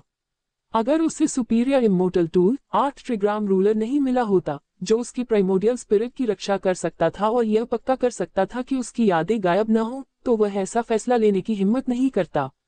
मॉर्टल वर्ल्ड के बारे में मुझे पहले जो जानकारी मिली थी उसके अनुसार पूरी मॉर्टल वर्ल्ड में सबसे ताकतवर ग्रेट थाउजेंड वर्ल्ड अर्थ इमोर्टल रेल्म है, क्योंकि ये दुनिया इमोर्टल वर्ल्ड के सबसे करीब है। इसलिए ज्यादातर reincarnated immortals earth immortal realm में दिखाई देते हैं। इसके अलावा true spirit world, prison demon world और दूसरी दुनियाएं भी हैं। ये सभी मॉर्टल वर्ल्ड में मशहूर ग्रेट थाउजेंड वर्ल्ड हैं, जहां समय समय पर इमोर्टल्स इमोर्टल वर्ल्ड में चढ़ते हैं। फिर भी ये ग्रेट थाउजेंड वर्ल्ड्स दूसरों को जीत नहीं सकते, वे सिर्फ छोटे छोटे इलाकों में ही रह सकते हैं। लेकिन यह जुवानहुआन संप्रदाय दूसरे हजारों दुनियाओं को जीत सकता है, जो बिल्कुल अविश्वसनीय है। कांगेशो को गहरा सदमा लगा। उसे अंदर से लगा कि मौत की दुनिया में जरूर कुछ अनोखा हुआ होगा, नहीं तो ऐसा कुछ नहीं होता। वह जानता था कि कभी न खत्म होने वाली खाली जगहों को पार करने और अलग अलग दुनियाओं तक पहुंचने के लिए क्रॉसवर्ल्ड टेलीपोर्टेशन एरे बनाने की जरूरत है। लेकिन क्रॉसवर्ल्ड टेलीपोर्टेशन एरे बनाना कोई आसान काम नहीं है। इसके लिए बहुत सारे 8 स्टेज मटेरियल की जरूरत होती है। यहाँ तक कि पृथ्वी अमर लोक के पास भी इतनी दौलत नहीं है। अगर वे सच में क्रॉसवर्ल्ड टेलीपोर्टेशन एरे बनाने में कामयाब भी हो जाते तो भी हर एक्टिवेशन में बहुत ज्यादा स्पिरिट स्टोन और इमोर्टल क्रिस्टल खर्च होते। महायान साधक भी ऐसे खर्च नहीं उठा सकते। इसलिए क्रॉसवर्ल्ड टेलीपोर्टेशन एरे को रोजमर्रा की जिंदगी का हिस्सा बनाना असल में नामुमकिन है। जुवानहुआन संप्रदाय जैसी चीज का जिक्र करना तो बनता ही है, जिसने 39,000 दुनियाओं को जीत लिया और पूरी दुनिया में फैलकर एक विशालकाय बन गया। ये तो बस यकीन नहीं होता। उसे यह नहीं पता था कि नश्वर दुनिया में क्या हुआ। सच कहूं तो यह उसकी कल्पना से थोड़ा परे था। मालिक, इस समय कांगेशो के चेतना के सागर की गहराई से एक जानी पहचानी आवाज आई। 8 ट्रिग्राम रूलर, आप आखिरकार जाग गए हैं। ये सुनकर कांगेशो तुरंत खुश हो गया। वह जानता था कि यह उसका life bound immortal tool 8 trigram ruler था। ठीक इसी सुपीरियर इमोर्टल टूल की वजह से वह मॉर्टल दुनिया में सफलतापूर्वक पुनर्जन्म लेने के लिए सुरक्षित था और इस तरह इस जानलेवा मुसीबत से बच गया। सच कहूं तो उनकी अभी की सारी उपलब्धियां इस खास सुपीरियर इमोर्टल टूल की वजह से हैं। इस अमर टूल 8 ट्रिग्राम रूलर की शक्ति का इस्तेमाल करके दुर्भाग्य से बचे और अनगिनत मौके और खजाने पाए। वह आगे बढ़ता रहा और आखिरकार स्वर्ग में अमर हो गया। बधाई हो मास्टर, मौत की दुनिया में सफलतापूर्वक पुनर्जन्म लेने के लिए। इस बार मास्टर एक खतरनाक मुसीबत से बच गए और पक्का उनकी किस्मत पलट जाएगी। मास्टर, मुझे लग रहा है कि आप में बहुत बड़ी दौलत छिपी हुई है। बिना किसी शक के इस पुनर्जन्म के साथ मास्टर को गोल्डन इमोर्टल बनने की उम्मीद है। अमर टूल 8 ट्रिग्राम रूलर ने खुशी से कहा। उसे लगा कि उसके मालिक की किस्मत बहुत अच्छी, बहुत ज्यादा मजबूत और खुशहाल है। पहले जब मैं immortal realm heavenly absolute sect में रहता था तो किस्मत अच्छी थी, लेकिन हमेशा मुश्किलें भी आती थी। हम कह सकते हैं कि हर कदम मुश्किल था, हर जगह मुसीबत थी। जितने ज्यादा मौके मिलते हैं उतनी ही ज्यादा मुश्किलें आती हैं। कांगेशो के लिए तियानजुए संप्रदाय में रहना राक्षसों की मांद में रहने जैसा था। अगर वह वहीं रहता तो जानलेवा मुसीबतों की ताकत और भी डरावनी होती जाती। बचने के लिए मौत का नाटक करके और मौत की दुनिया में दोबारा जन्म लेकर ही वह शतरंज की बिसात से बाहर निकल सकता था और बचने का थोड़ा सा मौका पा सकता था। अब इसे देखकर लगता है कि इसकी सारी योजनाएं बेकार नहीं गईं, आखिर में इसका मालिक सफल हो गया। लेकिन अब मेरे साथ कुछ अनएक्सपेक्टेड हुआ। मैंने धरती के अमर लोक में पुनर्जन्म नहीं लिया, बल्कि एक अजीब हजारों की दुनिया में पुनर्जन्म लिया। इसका नाम हानेन क्षेत्र है। ऐसा कहा जाता है कि इस ग्रेट थाउजेंड वर्ल्ड पर जुवानहुआन सेक्ट नाम के एक सेक्ट का कब्जा है। मुझे हैरानी है कि मॉर्टल वर्ल्ड में ऐसा टॉप सेक्ट कब आया। उद्धरण चिन्ह। कांगेशो ने गंभीरता से कहा। उन्हें लगा कि यह पुनर्जन्म उनकी उम्मीदों से थोड़ा ज्यादा था, क्योंकि अगर उन्होंने अर्थ इमॉर्टल रियल्म में पुनर्जन्म लिया होता तो उन्हें ज्यादा भरोसा होता, क्योंकि अर्थ इमॉर्टल रियल्म में इमॉर्टल वर्ल्ड का इंट्रोडक्शन काफी डिटेल में था। समस्या यह थी कि एक और ग्रेट थाउजेंड वर्ल्ड में पुनर्जन्म लेना था। इस मामले में वह पूरी तरह से अंधेरे में था, यह नहीं जानता था कि इस ग्रेट थाउजेंड वर्ल्ड में क्या अंतर है। अगर वह बदकिस्मत रहा तो उसे मौत का सामना करना पड़ सकता है और उसका रास्ता खत्म हो सकता है। मास्टर, मुझे लगता है कि यह आपके लिए बहुत बड़ा आशीर्वाद है। मुझे लग रहा है कि यह जुवानहुआन संप्रदाय बहुत ज्यादा दौलत इकट्ठा कर रहा है। ये बिल्कुल दोपहर के सूरज की तरह है। और मास्टर, बहुत अच्छी किस्मत से असल में जुवानहुआन सेक्ट में शामिल हो गए हैं। अगर सही तरीके से इस्तेमाल किया जाए तो शायद मास्टर और भी आगे बढ़ सकता है। पहले मुझे लगा था कि गुरु बनने का मौका इस जुवानहुआन संप्रदाय में हो सकता है। 8 ट्रिग्राम रूलर ने उत्साहित होकर कहा। जुवानहुआन संप्रदाय की तरफ बहुत सारा धन बह रहा है और उसका सदस्य होने के नाते उन्हें भी इस महान धन की सुरक्षा मिली। इसे बड़े पेड़ के नीचे छाया का आनंद लेना कहते हैं। क्या मेरा मौका इस मॉर्टल वर्ल्ड के जुवानहुआन सेक्ट में है? ये सिर्फ एक मॉर्टल सेक्ट है। क्या इससे मुझे, जो पहले हेवनली इमोर्टल था, कोई फायदा हो सकता है? कांगेशो बहुत हैरान हुआ। असल में उन्होंने नश्वर दुनिया में सिर्फ शरण लेने के लिए पुनर्जन्म लिया था, न कि उससे फायदा उठाने के इरादे से। क्योंकि वह एक स्वर्गीय अमर था जो मौत की दुनिया में पुनर्जन्म ले रहा था, वह एक अजय अस्तित्व था।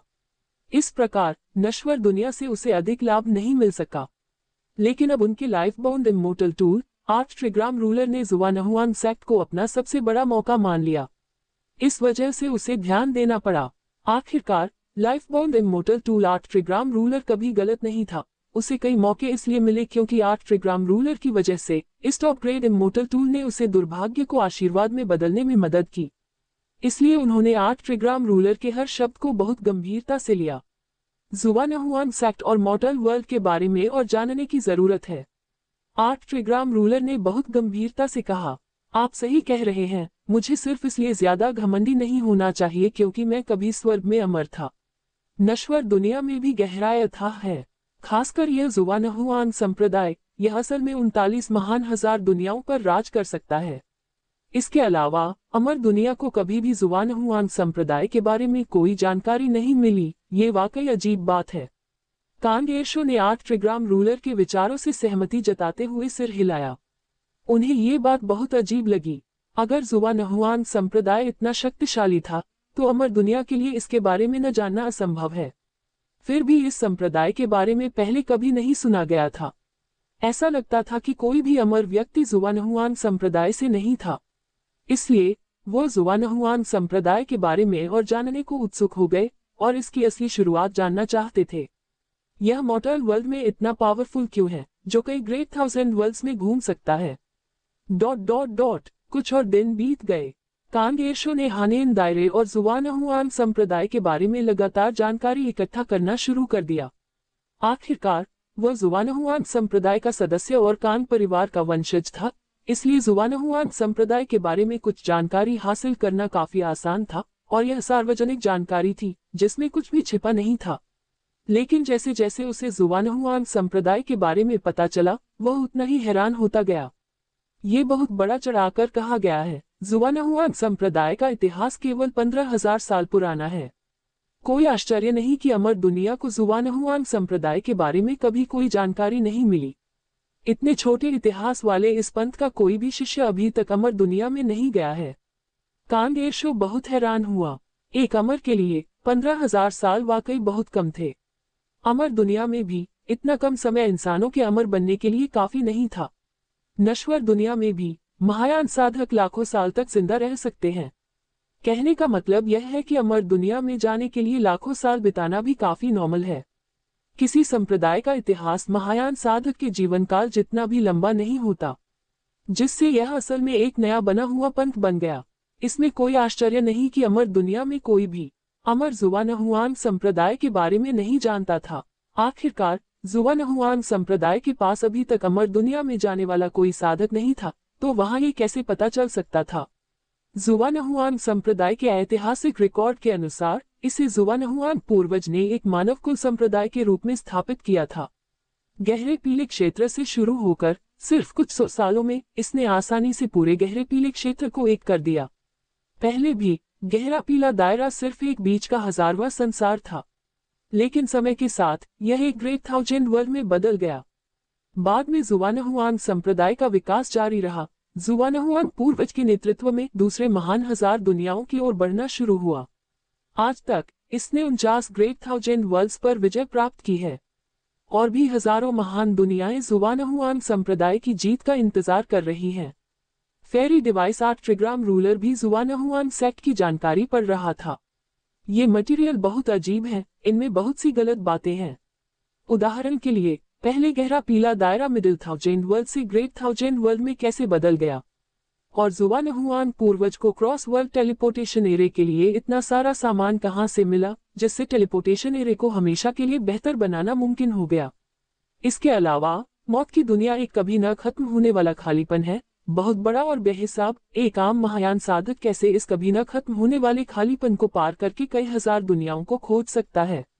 महायान साधक की साधना के आधार पर यह असंभव होना चाहिए। कांग एयरशो पूरी तरह हैरान था। उसे समझ नहीं आ रहा था कि जुवानहुआन सेक्ट के साथ ऐसा क्या हुआ कि आज उसके पास इतनी ताकत और रुतबा है। सच में यकीन नहीं हो रहा था। ये बस एक अनसुलझा रहस्य है, कल्पना से परे। शायद इन मामलों में इस जीवन में मालिक के पिता से सलाह लेने की जरूरत है। आखिरकार कई टॉप सीक्रेट मैसेज ऑफिशियल इतिहास में रिकॉर्ड नहीं किए जा सकते। सिर्फ कुछ एडवांस्ड कल्टीवेटर ही जानते हैं, और यह बात अभी भी लोगों तक मुनहसबानी पहुंचती है। फेरी डिवाइस 8 ट्रिग्राम रूलर का प्रस्ताव रखा। आखिरकार दुनिया में कई टॉप सीक्रेट मैसेज किताबों में रिकॉर्ड नहीं होते, बल्कि किसानों के बीच बोलकर दिए जाते हैं। हालांकि इससे बेशक कई पुराने रिकॉर्ड खत्म हो जाएंगे, लेकिन ये पुराने रिकॉर्ड खुद ऐसी चीजें हैं जिन्हें ऊंचे लेवल के लोग गायब करना चाहते हैं। इसलिए ज्यादा सीक्रेट जानकारी जानने के लिए उन एडवांस्ड कल्टीवेटर से पूछना होगा। इस जीवन में कांग एयरशो के पिता एक यूनियन कल्टीवेटर हैं। मॉर्टल वर्ल्ड के लिए ऐसा दायरा पहले से ही काफी शक्तिशाली है। आखिरकार उनकी अभी की साधना सिर्फ फाउंडेशन एस्टेब्लिशमेंट दायरे में ही है। ठीक है, ये सुनकर कांग एयरशो ने सिर हिलाया। उस रात कांग परिवार डिनर के लिए इकट्ठा हुआ। फादर कांग, मदर कांग भी अपने दर्जन भर भाई बहनों के साथ डाइनिंग टेबल पर आए। कोई कह सकता है कि परिवार में सब कुछ ठीक ठाक था। कांग एर्शो सबसे छोटा बेटा था। बाकी भाई बहन अब जवान नहीं रहे, सबसे बड़ा कई 100 साल का था और सबसे छोटा 70 या 80 साल का। वो सबसे छोटा था, सिर्फ 16 साल का। बुरा नहीं है, ऐसा लगता है कि आप हाल ही में अपनी खेती में काफी मेहनत कर रहे हैं, आपकी प्रोग्रेस ठीक है। लेकिन आप सभी को जल्द से जल्द दाओ साथियों को ढूंढना होगा और फिर कांग परिवार की ब्रांच बढ़ाओ। और हाँ, कांग एर्शो, तुम्हें 18 साल के बाद शादी कर लेनी चाहिए। मैंने तुम्हारे लिए पहले ही शादी का रिश्ता ढूंढ लिया है। फादर कांग ने अपने बच्चों की ओर देखते हुए सीधे सीधे कहा। क्या पिताजी, ऐसा क्यों? मैं तो सिर्फ 16 साल की हूँ, मुझे इतनी जल्दी शादी करने की क्या जरूरत है? अगर मैं शादी कर लूँ, तो क्या इससे मेरी खेती में देरी नहीं होगी? कांग एर्शो पूरी तरह हैरान रह गया, उसे ऐसी चौंकाने वाली खबर सुनने की उम्मीद नहीं थी। आखिरकार, वो पूरे दिल से दाव की खोज में था और शादी नहीं करना चाहता था। क्योंकि एक बार शादी हो गई और बच्चे हो गए, तो कई कर्म संबंध बन जाएंगे। ये कर्म संबंध उसकी कमियां बन सकते हैं। अगर हो सके, तो वह अमर दुनिया में जाने के लिए, बिना किसी लगाव के, अकेले साधना करना पसंद करेगा। तुम्हें किस बात का डर है? एक आदमी अपना करियर तभी बनाता है जब वह परिवार शुरू करता है। सिर्फ शादी करने से तुम्हारी पढ़ाई में देरी कैसे हो सकती है? पहले, तुम्हारी माँ और मैंने भी 18 साल की उम्र में शादी की थी और 8000 साल तक खेती की थी। क्या अब हम भी यूनियन कल्टीवेटर नहीं हैं? मैंने आपकी माँ या मुझे साधना में देरी होते नहीं देखा। इसके बजाय, शादी के बाद, आप ज्यादा फोकस रहेंगे और अपने विचार महिलाओं पर नहीं, बल्कि खेती पर लगाएंगे। फादर कांग ने हिम्मत से कहा। जुवानहुआंग संप्रदाय की भी एक परंपरा है, जो हर शिष्य को संतान पैदा करने और परिवार की ब्रांच बढ़ाने के लिए बढ़ावा देती है। इससे मानव कुल की जनसंख्या भी तेजी से बढ़ी। असल में, कभी कभी, गहरे पीले दायरे में इंसानी कबीले की आबादी बढ़ जाती थी। अगर ऐसा नहीं होता, तो ये सिर्फ 5000 सालों में 39 ग्रेट थाउजेंड वर्ल्ड्स पर कब्जा नहीं कर पाता। हाँ, सही है, तुम्हारे भाई बहन भी इसी रास्ते से आए थे। उन्होंने जल्दी शादी भी की और बच्चे भी हुए, और अब उनके 1 दर्जन वंशज हैं। इसीलिए कांग परिवार तेजी से अपनी ब्रांच बढ़ा सका। लेकिन यह अभी भी काफी नहीं है। अगर आबादी काफी नहीं है, तो हम हानेन दायरे में अपनी जगह नहीं बना पाएंगे। हमें एक बड़ा परिवार बनने की जरूरत है। मदर कांग ने भी अपने पति के विचारों से पूरी तरह सहमत होकर सिर हिलाया। पिताजी, माताजी, मजाक बंद करो। मैं देख रहा हूँ कि आप जुवानहुआंग सेक्ट के कंट्रीब्यूशन पॉइंट्स पर निशाना लगा रहे हैं। आखिरकार, अगर हमारे कई बच्चे हैं, तो आप भी कई कंट्रीब्यूशन पॉइंट्स पा सकते हैं। कांग एर्शो के भाई ने बिना कुछ कहे कहा, क्योंकि उसे अपने माता पिता की योजना पता चल गई थी। आखिरकार, जुवानहुआंग संप्रदाय में योगदान पॉइंट्स बहुत कीमती हैं। हर किसान इनकी और ज्यादा उम्मीद करता है। जुवानहुआंग संप्रदाय से कंट्रीब्यूशन पॉइंट्स मिल सकते हैं। ये सुनकर कांग एर्शो हक्का बक्का रह गया। बेशक ये हो सकता है, असल में, ये कुछ हिस्सा है जिसे हमारा जुवानहुआंग संप्रदाय जोर देकर बढ़ावा देता है। अगर आपके कई बच्चे हो सकते हैं, तो आप कुछ कंट्रीब्यूशन पॉइंट्स कमा सकते हैं। जुवानहुआंग संप्रदाय हर बच्चे के 18 साल का होने से पहले उसके खर्च का कुछ हिस्सा भी उठाएगा और स्कूल की ट्यूशन फ्री होगी। इसके अलावा, दाओ अकादमी नाश्ता और दोपहर का भोजन भी देती है। ऐसे फायदों की वजह से ही पिछले 5000 सालों में इंसानों की आबादी कई गुना बढ़ गई है। कांग परिवार के भाई बहनों ने कमेंट किया। हालांकि गहरे पीले दायरे में आबादी कम नहीं है, फिर भी यह विशाल और असीम मौत की दुनिया की तुलना में बहुत कम है। कई हजार महान दुनियाओं में से इंसानी कबीला सिर्फ एक छोटे से हिस्से पर कब्जा करता है। हानेन दायरे को ही ले, ये शुरू में इंसानों के कब्जे वाली दुनिया नहीं थी, असल में इस पर दूसरी जातियों का कब्जा था। लेकिन जब से जुवानहुआंग संप्रदाय आया, मानव कबीला इस क्षेत्र का मालिक बन गया।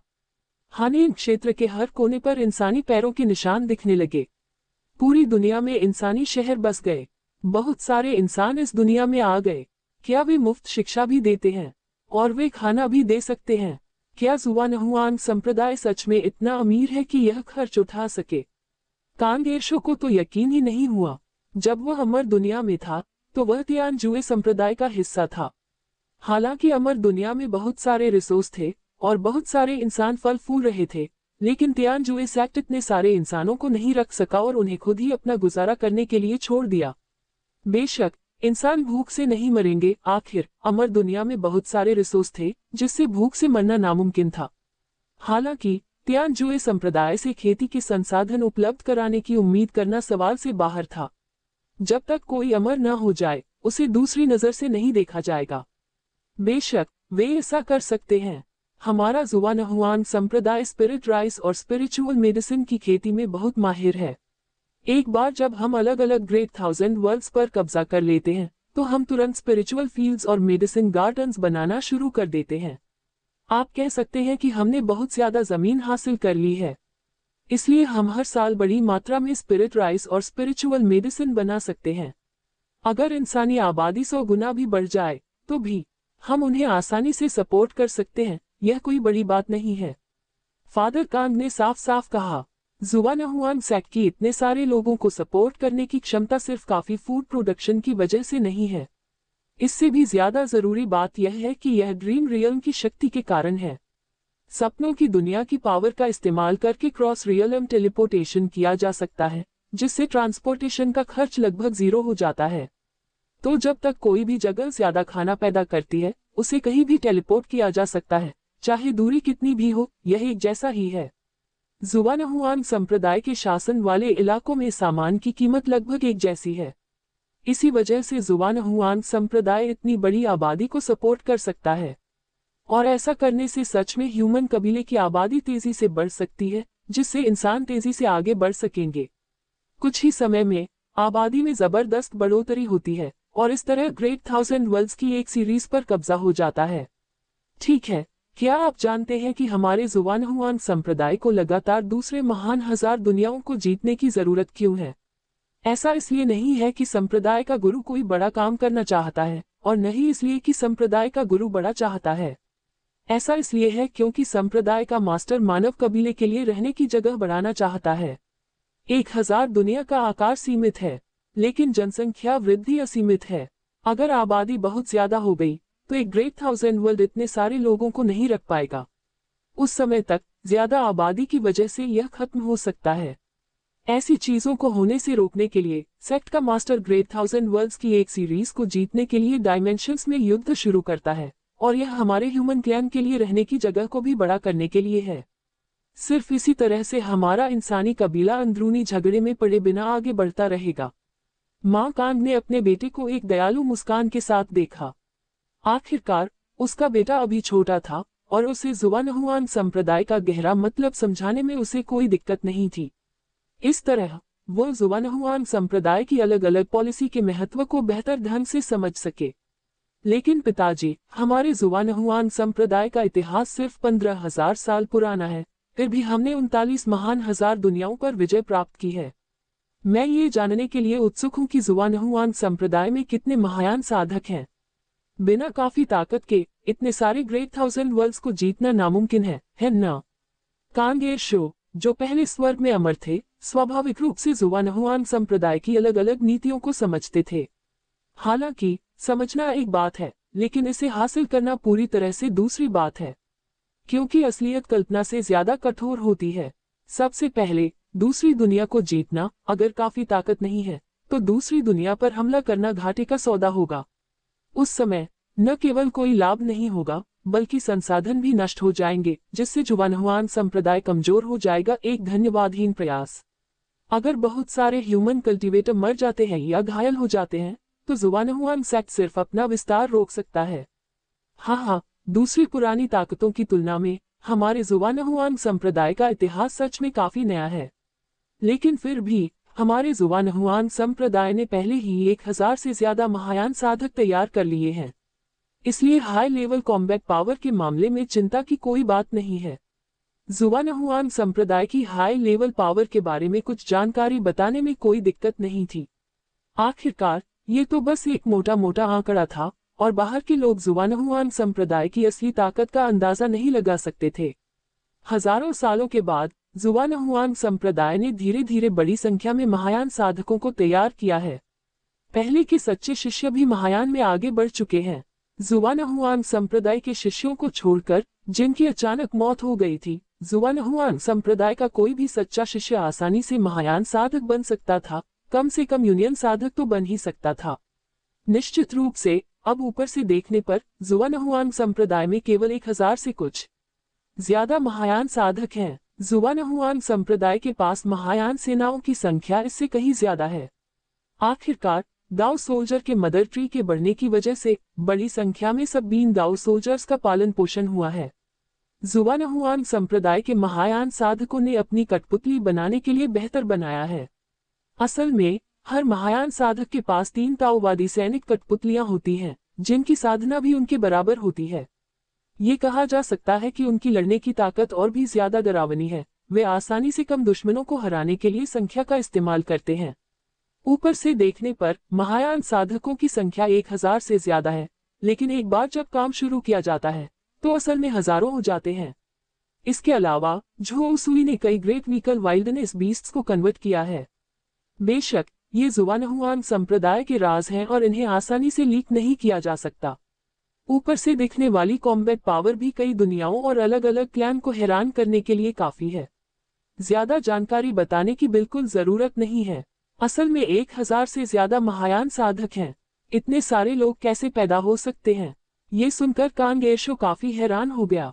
अमर दुनिया में कई महायान साधकों का जन्म होना कोई अजीब बात नहीं है, क्योंकि वहां संसाधन बहुत ज्यादा हैं, जिनकी तुलना नश्वर दुनिया से नहीं की जा सकती। लेकिन ये तो नश्वर दुनिया है, खेती के साधनों के मामले में यह अमर दुनिया से कैसे मुकाबला कर सकती है? एक आम ग्रेट थाउजेंड वर्ल्ड में दर्जनों महायान साधकों को पालना पोसना पहले से ही काफी खास बात है। ट्रू स्पिरिट वर्ल्ड और अर्थ इमोर्टल रेल्म जैसी सुपर दुनियाएं बहुत दुर्लभ हैं, उन्हें उंगलियों पर गिना जा सकता है। अब जुवानहुआन संप्रदाय ने बहुत कम समय में हजारों महायान साधकों को साधा है, जो सच में हैरान करने वाली बात है। आखिर बिना काफी टैलेंट और रिसोर्स के इतने सारे महायान साधक कैसे पैदा हो सकते थे? हाँ, एक आम इंसान इतने सारे महायान साधकों को बिल्कुल भी नहीं पाल सकता। सिर्फ किस्मत ही इसका साथ नहीं दे सकती थी। जुवानहुआन संप्रदाय ने इतने सारे टैलेंट कैसे खोज लिए? जुवानहुआन सेक्ट की किस्मत बहुत मजबूत थी, एक मौत वाले सेक्ट के उलट, यहाँ तक कि इस तरह के अमर दायरे वाले सेक्ट के मुकाबले भी। ठीक इसी वजह से वह जुवानहुआन संप्रदाय से बहुत सावधान रहता था, जैसे कि वह कोई गहरा और अथाह गहरा जानवर हो। अगर वे उन्हें नाराज करते तो उनके पास स्वर्ग या धरती पर भागने के लिए कोई जगह नहीं होती। यह आसान है, यही कारण है कि हमारे जुवानहुआन सेक्ट को इतना टैलेंट मिल पाता है। पहला कारण फेरी इंस्ट्रूमेंट ड्रीम वर्ल्ड है। हमारे जुवानहुआन सेक्ट के इंसान असल में जन्म के समय ड्रीम रियल्म मार्क को इंटीग्रेट कर सकते हैं। ड्रीम रियल्म मार्क का पता लगाकर हर व्यक्ति की प्रतिभा को आसानी से जाना जा सकता है। समझे कि हर इंसान में स्पिरिचुअल रूट का लेवल क्या है, उनके पास क्या खास फिजिक है जिससे सही इंतजाम किए जा सके। ड्रीम रियल्म के बिना टैलेंट चुनना मुश्किल होगा और जीनियस लोगों को खोने का रिस्क भी होगा। लेकिन ड्रीम रियल्म के साथ जीनियस लोगों का अनदेखा रहना नामुमकिन है। इसी वजह से हमारे जुवानहुआन संप्रदाय के 10,000 साल से ज्यादा के इतिहास में हमने असल में हर इंसानी जीनियस को बिना किसी कमी के खोज लिया है। फादर कांग ने सीधे तौर पर कहा, साफ है कि ड्रीम रियल्म के आने की वजह से टैलेंट सिलेक्शन पूरे देश में हो गया, जिससे ह्यूमन टैलेंट डेटाबेस बनाने में मदद मिली। जब भी कोई कमाल का हुनर वाला इंसान सामने आता है तो उसे तुरंत खोज लिया जाता है और उसे आगे बढ़ाया जाता है। अगर टैलेंट को पहले के पंथों की तरह चुना जाता तो अनगिनत जीनियस शायद मौत की दुनिया में खो जाते। दरअसल पुराने समय की खेती की दुनिया बिल्कुल ऐसी ही थी। स्पिरिचुअल रूट्स वाले कई इंसानों को कभी साधना के रास्ते पर चलने का मौका नहीं मिला, जिससे उनकी प्रतिभा दब गई। फिर भी अब यूनिवर्सल कल्चर के इस जमाने में टैलेंट को दबाने की गुंजाइश लगभग नहीं के बराबर है। फेरी इंस्ट्रूमेंट ड्रीम वर्ल्ड, ये सुनकर कांगेशो की आंखें चमक उठी। वो पहले से ही फेरी इंस्ट्रूमेंट ड्रीम वर्ल्ड की शक्ति से अच्छी तरह वाकिफ था। ये फेरी इंस्ट्रूमेंट असल में जुवानहुआन सेक्ट के हर पहलू को कवर करता है। हर इंसान सपनों के दायरे से बहुत करीब से जुड़ा हुआ है, यहाँ तक कि अपनी रोजमर्रा की जिंदगी में भी। ये कहा जा सकता है कि इस फेरी इंस्ट्रूमेंट के आने से मॉर्टल दुनिया की इंसानी नस्ल पूरी तरह बदल गई। जुवानहुआन संप्रदाय का तेजी से विकास इस परिवाद्य यंत्र से अलग नहीं किया जा सकता। लेकिन शायद ये फेरी इंस्ट्रूमेंट की शक्ति है जो खराब होने को भी चमत्कार में बदल देती है। उनका मानना है कि यह फेरी इंस्ट्रूमेंट ड्रीम वर्ल्ड उनके पास मौजूद 8 ट्रिग्राम रूलर से भी ज्यादा पावरफुल हो सकता है। कम से कम ये सबसे अच्छे ग्रेड लेवल का तो होना ही चाहिए, नहीं तो यह इतने सारे अविश्वसनीय काम नहीं कर पाता। लेकिन अगर सिर्फ यही होता तो हमारा जुवानहुआन सेक्ट इतनी तेजी से डेवलप नहीं होता। असल में हमारे जुवानहुआंग सेक्ट ने आर्टिफिशियली जीनियस बनाने की काबिलियत में भी महारत हासिल कर ली है। फादर कांग हल्के से मुस्कुराए। आर्टिफिशियली जीनियस बनाना, ये कैसे किया जाता है? कांग एर्शो ने उत्सुकता से पूछा। आमतौर पर इंसान का टैलेंट जन्मजात, फिक्स्ड और लगभग न बदलने वाला होता है। बेशक अगर कोई खास स्पिरिचुअल मेडिसिन पिल्स ले तो शायद वे स्पिरिचुअल रूट्स का लेवल बेहतर कर सकती हैं, लेकिन ये बहुत ही कम होता है, किस्मत का खेल है। तो दूसरे कबीलों की तुलना में इंसानों में नेचुरली कमजोर टैलेंट होता है। फिर भी अमर दुनिया में हमारा इंसानी कबीला 5 बड़े सुपर कबीलों में से एक है जो बहुत ज्यादा ताकतवर है। हम ऐसा इसलिए कर पाए क्योंकि हमारे इंसानी कबीले में एक खास टैलेंट है जो दूसरे कबीलों के खून को मिलाकर उनका टैलेंट हासिल करना है। फादर कांग ने अपने बेटे को देखते हुए आगे कहा और जुवानहुआंग संप्रदाय का एक और अनोखा पहलू बताया, दूसरे खानदानों के खून के टैलेंट को अपनाना। ये सुनकर कांग एर्शो की पुतलियां सिकुड़ गईं। अमर दुनिया से एक स्वर्गीय अमर होने के नाते वह अपने पिता की बातों का मतलब स्वाभाविक रूप से समझ गया। बेशक दूसरे कबीले के खून के टैलेंट को अपनाना अमर इंसानी कबीले का सबसे बड़ा आविष्कार माना जाता है। ये ठीक पुराने समय के ह्यूमन क्लैन इमॉर्टल्स के आविष्कारों की वजह से ही था कि ह्यूमन क्लैन का भविष्य पूरी तरह से बदल गया, जिससे इंसानों की क्षमता बढ़ गई। अगर ऐसा न होता तो शायद इंसानी कबीला दूसरे कबीलों द्वारा बहुत पहले ही खत्म कर दिया गया होता। यही कारण है कि आज इंसान अमर दुनिया के 5 सुपर क्लैन में से एक बन गए हैं। फिर भी उसने कभी सोचा भी नहीं था कि मॉर्टल दुनिया में इंसान भी वही चीजें हासिल कर सकते हैं जो इमॉर्टल ह्यूमन क्लैन करते हैं। हाँ, ये the master of the sect का महान आविष्कार है, ब्लडलाइन पिल। ये बस एक जबरदस्त मास्टरपीस है, फाउंडेशन पिल और दूसरी पिल से कम नहीं। ब्लडलाइन पिल के आने से हम इंसान दूसरे खानदानों की खास ब्लडलाइन के साथ मिल सकते हैं। बिना किसी टैलेंट के भी इंसान खास टैलेंट पा सकते हैं जब तक वे ब्लडलाइन पिल लेते हैं। उदाहरण के लिए आपके भाई और बहन भी ऐसे ही हैं। कुछ ने गोल्डन एंट ब्लडलाइन हासिल की है और दिव्य शक्ति से बहुत ताकतवर बन गए हैं। कुछ लोगों ने अविश्वसनीय गति से हवा के बच्चों की तरह बीआई बर्ड ब्लडलाइन प्राप्त की है। कुछ लोगों ने फ्लेम टाइगर ब्लडलाइन हासिल की है जो स्वाभाविक रूप से आग की शक्ति में माहिर है और उनकी एक खास बनावट है। ठीक इसी वजह से हमारा इंसानी कबीला अनगिनत जीनियस पैदा कर सकता है। ब्लडलाइन पिल लेने के बाद भी अंदर का खास ब्लडलाइन किसी के वंशजों को विरासत में मिल सकता है, जिससे आने वाली पीढ़ियों को फायदा होता है और अनगिनत फायदे मिलते हैं। फादर कांग ने बड़ी भावना से कहा। सच कहूं तो उन्होंने कभी यह उम्मीद भी नहीं की थी कि ब्लडलाइन पिल के जन्म से इंसानी खानदान में इतने बड़े बदलाव आ जाएंगे। पहले हेवनली स्पिरिट रूट कल्टीवेटर इंसानों में सबसे ज्यादा टैलेंटेड थे। कौन सोच सकता था कि ब्लडलाइन पिल के आने से आम इंसानों में भी कई खास ब्लडलाइन टैलेंट आ सकते हैं। जो लोग पहले बेकार थे वे भी अपनी किस्मत बदल सकते हैं और अगर उन्हें ब्लडलाइन पिल मिल जाए तो वे टॉप जीनियस बन सकते हैं। क्या ये सच में ब्लडलाइन पिल है? ये सुनकर कांग एर्शो का दिल सदमे से भर गया। हालांकि उसे कुछ होने का अंदाजा था, लेकिन उसने यह नहीं सोचा था कि मॉर्टल वर्ल्ड सच में ब्लडलाइन पिल जैसी कोई चीज बनाएगा। अगर ये 1 या 2 ब्लडलाइन पिल्स होती तो इसमें कोई हैरानी की बात नहीं होती, शायद ये अमर दुनिया से मिली होती। उदाहरण के लिए अर्थ इमॉर्टल रेल में ब्लडलाइन पिल जैसी पिल्स कभी कभी दिखाई देती हैं, लेकिन जुवानहुआंग सेक्ट अलग है। इस सेक्ट ने सच में ब्लडलाइन पिल्स को रिफाइन करने के तरीके में महारत हासिल कर ली थी और बड़े पैमाने पर, नहीं तो ब्लडलाइन टैलेंट वाले इतने सारे इंसान नहीं होते। बात यह है कि ब्लडलाइन पिल्स को रिफाइन करने के लिए मुख्य चीज लीव सॉइल फेरी फ्रूट है, जिसे सिर्फ लीव सॉइल फेरी ट्री ही पाल सकता है। केवल अमर दुनिया में ही ऐसे अमर फलों की खेती बड़े पैमाने पर की जा सकती है। फिर भी अब वे नश्वर दुनिया में बड़ी मात्रा में दिखाई दे सकते हैं। इसका मतलब है कि जुवानहुआंग सेक्ट के पास साफ तौर पर बहुत ज्यादा लीव सॉइल फेरी फ्रूट है, नहीं तो यह मुमकिन नहीं होता। जुवानहुआंग ताओइस्ट के पास कितनी शक्ति थी? वह इतने बड़े पैमाने पर ब्लडलाइन पिल्स को कैसे रिफाइन कर सकता है? ये सचमुच समझ से परे है। मास्टर, यह जुवानहुआंग ताओइस्ट जरूर एक टॉप नॉच पिल मास्टर और स्पिरिट प्लांट मास्टर होगा, नहीं तो इतने बड़े पैमाने पर ब्लडलाइन पिल्स को रिफाइन करना नामुमकिन होगा। यह जुवानहुआंग ताओइस्ट मास्टर की तरह भी हो सकता है, जो अमर दुनिया से आया एक पुनर्जन्म वाला अमर है। 8 ट्राइग्राम्स रूलर तुरंत दिव्य चेतना के जरिए ट्रांसमिट हो गए। जुवानहुआंग ताओइस्ट की ताकत बहुत ज्यादा गहरी थी, किसी आम अमर की तरह बिल्कुल नहीं। ईमानदारी से कहूं तो इतनी जबरदस्त ताकत वाला किसान बहुत कम मिलता है। ऐसे जीव को अमर दुनिया में बहुत पहले ही मशहूर हो जाना चाहिए था। जुआनहुआंग ताओइस्ट का टाइटल अनसुना है और दूसरी पार्टी के पास जो अमर कलाकृतियां हैं वे बहुत ही दुर्लभ और अनोखी हैं। कांग एर्शो हैरान रह गया, उसे जुआनहुआंग ताओवादी बहुत रहस्यमयी लगा। भले ही वे दोनों पुनर्जन्म वाले अमर थे, लेकिन उसके पास निश्चित रूप से ऐसे खास साधन नहीं थे। इसमें कोई शक नहीं कि अपनी कोशिशों से भी वह इतने कम समय में मॉर्टल सेक्ट को इस लेवल तक डेवलप नहीं कर सकता था, क्योंकि यह पहले ही उसकी काबिलियत के दायरे से बाहर हो चुका है।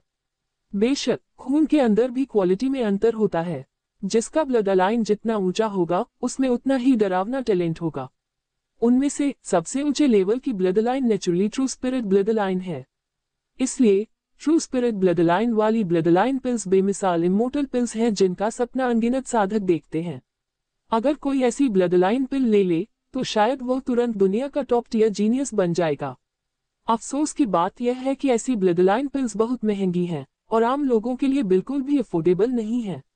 महायान साधक भी शायद इन्हें खरीद न पाएं। इस समय फादर कांग ने आगे कहा, उनके चेहरे पर लालसा दिख रही थी। वास्तव में बाकी भाई बहनों ने भी इस बात से सहमति जताते हुए एकमत होकर सिर हिलाया। एक समय था जब वे भी ट्रू स्पिरिट ब्लड लाइन पाना चाहते थे, लेकिन अफसोस की बात है कि यह सिर्फ एक ख्वाहिश थी। पिताजी, क्या जुआनहुआंग संप्रदाय के पास सच में ब्लड लाइन पिल्स हैं जिनमें ट्रू स्पिरिट ब्लड लाइन होती है? ये सुनकर कांग एर्शो की पुतलियां सिकुड़ गईं और वह हैरानी से अपने पिता की ओर देखने लगा। उसके दिल में सदमे की लहरें उठने लगी। वह बहुत हैरान हुआ। अगर ऐसी ब्लड लाइन पिल्स सच में मौजूद हैं, तो उसके लिए यह एक बेमिसाल मौका होगा। आखिर उनका टैलेंट बहुत ज्यादा होने से किसे दिक्कत होगी? अगर वह ट्रू स्पिरिट ब्लड लाइन पा लेता तो उसका टैलेंट ज्योमेट्रिकली बढ़ जाता। उस समय तक वह एक गहरा अमर, स्वर्ण अमर या यहाँ तक कि एक डालुओ स्वर्ण अमर भी बन सकता है। यह उनके लिए एक अनोखा मौका होगा। अमर दुनिया में सच्ची आत्मा की रक्तरेखा पाना असल में नामुमकिन है, क्योंकि ट्रू स्पिरिट अलायंस का होना ये पक्का करता है कि हर ट्रू स्पिरिट इसके अंदर पुरानी ट्रू स्पिरिट्स की सुरक्षा में रहती है। ट्रू स्पिरिट ब्लड लाइन पाने के लिए ट्रू स्पिरिट अलायंस के कोर पर हमला करना होगा, लेकिन ऐसा काम करने के लिए कम से कम एक डालुओ गोल्डन इमोर्टल या एक इमोर्टल किंग बनना होगा। आम अमर लोगों को तो इसके बारे में सपने में भी नहीं सोचना चाहिए। बेशक ऐसी ब्लड लाइन पिल्स मौजूद हैं, क्योंकि संप्रदाय के गुरु के पास असल में कई सच्चे आत्मा वाले पालतू जानवर हैं, जैसे ताओ टाई, कुनपेंग फीनिक्स, एजियो ड्रैगन वगैरह। वे अक्सर गहरे पीले दायरे में दिखाई देते हैं, जो पहले से ही आम जानकारी है। फादर कांग ने ऐसे कहा जैसे ये स्वाभाविक हो। उन्हें लगा कि यह एक सामान्य बात है, कुछ खास नहीं। आखिर संप्रदाय का गुरु लगभग सर्वशक्तिमान है, वह क्या नहीं कर सकता? क्या सच में उसके पास ट्रू स्पिरिट पालतू जानवर हैं? कांग एर्शो हैरान रह गया। उसे समझ नहीं आ रहा था कि क्या कहे। ये जानना जरूरी है कि मॉर्टल दुनिया में सच्ची आत्माएं अजेय हैं, यहाँ तक कि दोबारा जन्मे अमर लोग भी उनका मुकाबला नहीं कर पाएंगे। आखिर सच्ची आत्माएं कई जन्मजात अमर तकनीकों के साथ पैदा होती हैं, और उनके मजबूत सच्ची आत्मा शरीर के साथ आम साधक इन जन्मजात सच्ची आत्माओं का मुकाबला कैसे कर सकते हैं? इसके अलावा नश्वर दुनिया में जन्मे महायान साधक असल में ऊपर से अमर तकनीकें नहीं सीख सकते। इसलिए मॉर्टल वर्ल्ड के जीव ट्रू स्पिरिट्स का मुकाबला नहीं कर सकते। लेकिन यह जुआनहुआंग ताओइस्ट सच्ची आत्माओं को अपने पालतू जानवरों की तरह काबू में कर पाया। अगर अमर दुनिया की पुरानी सच्ची आत्माओं को पता होता तो शायद नौ जिंदगी मरने के लिए काफी नहीं होती। बेशक अगर कोई सच में ट्रू स्पिरिट्स को अपना पालतू जानवर बना सकता है, तो ट्रू स्पिरिट ब्लड लाइन के साथ ब्लड लाइन पिल्स को रिफाइन करना कोई समस्या नहीं होगी। मास्टर, यह एक बढ़िया मौका है। अगर मास्टर को ट्रू स्पिरिट ब्लड लाइन मिल जाए तो यह एक ही छलांग में आसमान छूने जैसा होगा। कोई हैरानी नहीं कि मुझे अंदाजा था कि मास्टर का मौका मॉर्टल वर्ल्ड में है, तो मौका यहाँ था। फेरी डिवाइस आर्ट ट्रिग्राम रूलर ने उत्साह से कहा। बेशक खेती करने वालों के लिए टैलेंट बहुत जरूरी है। Top notch talent family background या रिसोर्स से कई गुना ज्यादा जरूरी है। अगर किसी में काफी टैलेंट है तो सिर्फ खुद पर भरोसा करके भी वह आसानी से आगे बढ़ सकता है। यही टैलेंट का महत्व है। हालांकि यह नहीं पता था कि जुआनहुआंग ताओइस्ट ने पालतू जानवरों के रूप में सच्ची आत्माओं को कैसे काबू में किया, लेकिन उन्हें इससे जुड़े फायदे और मौके पाने से नहीं रोका गया। पिताजी, कोई व्यक्ति ट्रू स्पिरिट ब्लड लाइन वाली ब्लड लाइन पिल्स कैसे प्राप्त कर सकता है? कांग एयरशो ने उत्सुकता से पूछा, ओह, क्या आप ही ऐसी ब्लडलाइन पिल्स लेना चाहते हैं? लेकिन ये लगभग नामुमकिन है। जुआनहुआंग संप्रदाय के अनगिनत अनुयायी इसकी इच्छा रखते हैं। फिर भी आज तक जिन लोगों ने इसे सच में पाया है वे बहुत कम हैं। लेकिन ये पूरी तरह नामुमकिन नहीं है। जब तक आपको काफी कंट्रीब्यूशन पॉइंट्स मिलते हैं आप इसे बदल सकते हैं। पिता कांग हल्के से मुस्कुराए, अपने बेटे के मन की बात अच्छी तरह समझते हुए। असल में जब उन्हें उस समय ऐसी ब्लडलाइन पिल्स के बारे में पता चला तो वह भी उन्हें एक्सचेंज करना चाहते थे। दुर्भाग्य से उनके कंट्रीब्यूशन पॉइंट्स पूरी तरह से काफी नहीं थे। समय के साथ उसने पूरी तरह हार मान ली। इस पर समय बर्बाद करने के बजाय कंट्रीब्यूशन पॉइंट्स का इस्तेमाल दूसरी चीजों पर करना बेहतर है। आखिरकार दूसरी पिल्स की अदला बदली से भी किसी की साधना को बढ़ावा मिल सकता है और उम्र बढ़ सकती है। कोई व्यक्ति पर्याप्त कंट्रीब्यूशन पॉइंट्स कैसे प्राप्त कर सकता है? कांग एयरशो ने पूछना जारी रखा। दूसरे साधकों के लिए यह एक नामुमकिन काम हो सकता है, लेकिन उनके लिए जो स्वर्ग में अमर होकर जन्मे हैं यह जरूरी नहीं है।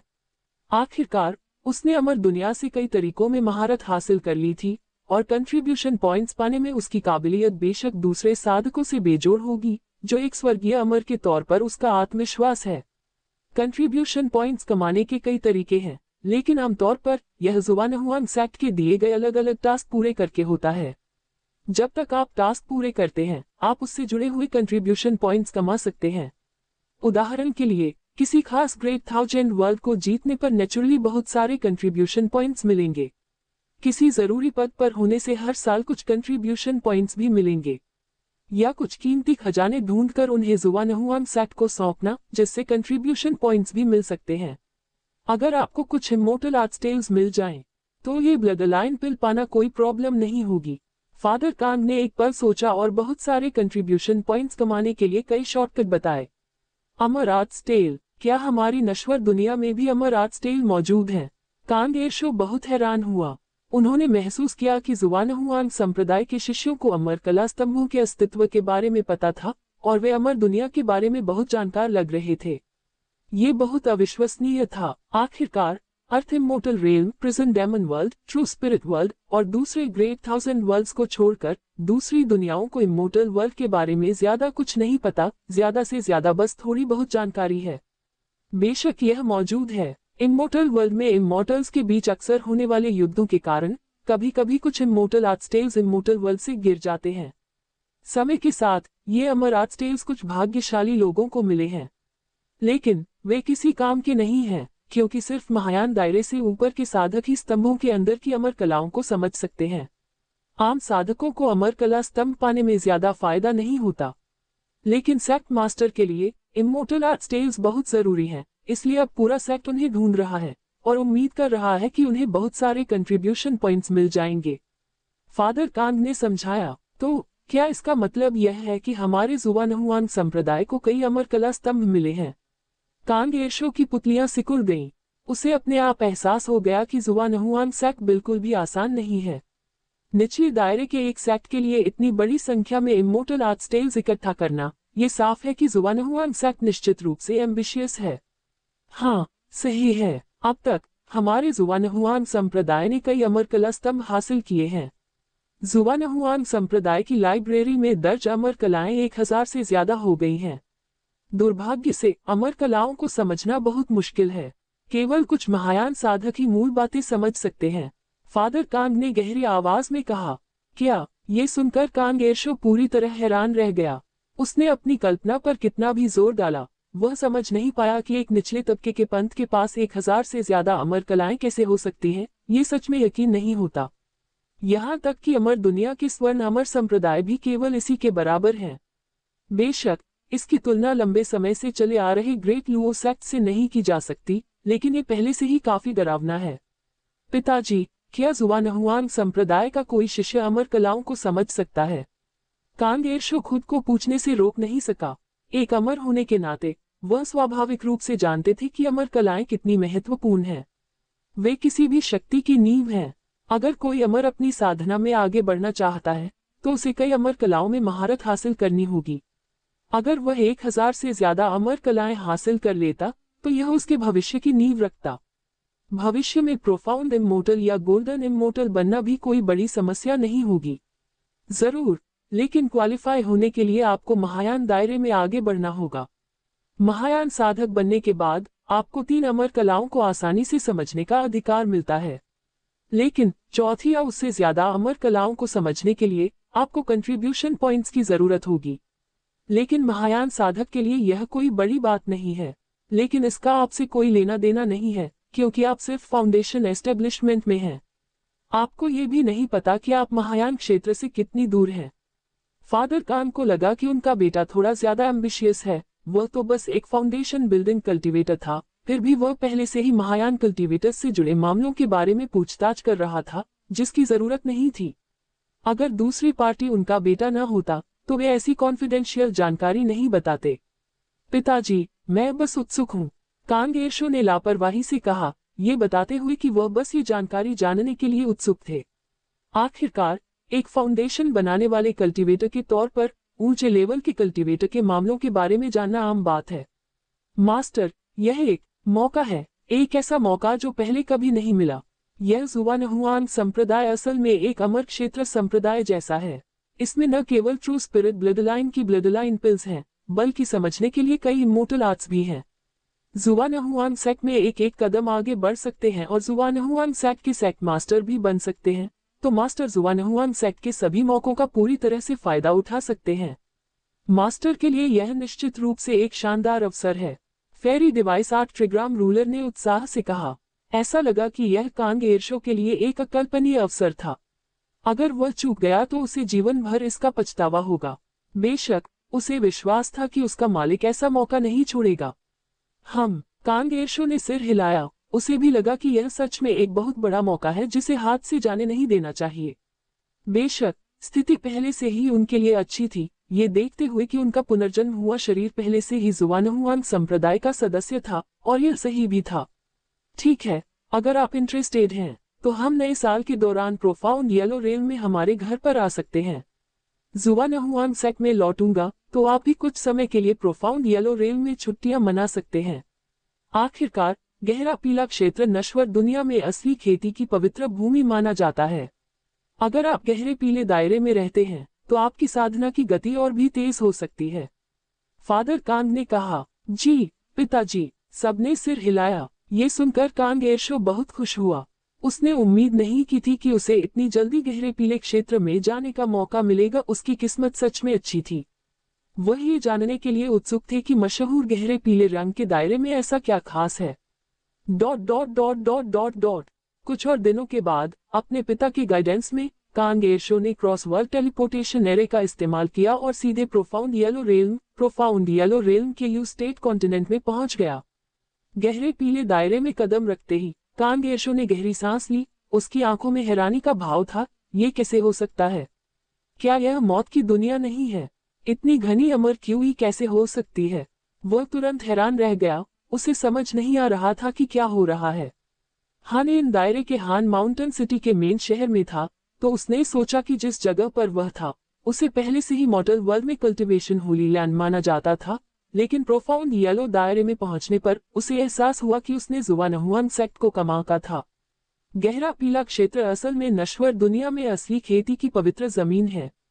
इसने अभी अभी इस ग्रेट थाउजेंड वर्ल्ड में कदम रखा है, फिर भी बहुत ज्यादा इमोर्टल चीज इसके आसपास फैली हुई है। बेशक, इसकी तुलना अमर दुनिया से नहीं की जा सकती। ये तो बस पहले स्टेज की अमर नस का कॉन्सेंट्रेशन है। लेकिन फिर भी, ये दूसरी दुनियाओं से बेजोड़ है।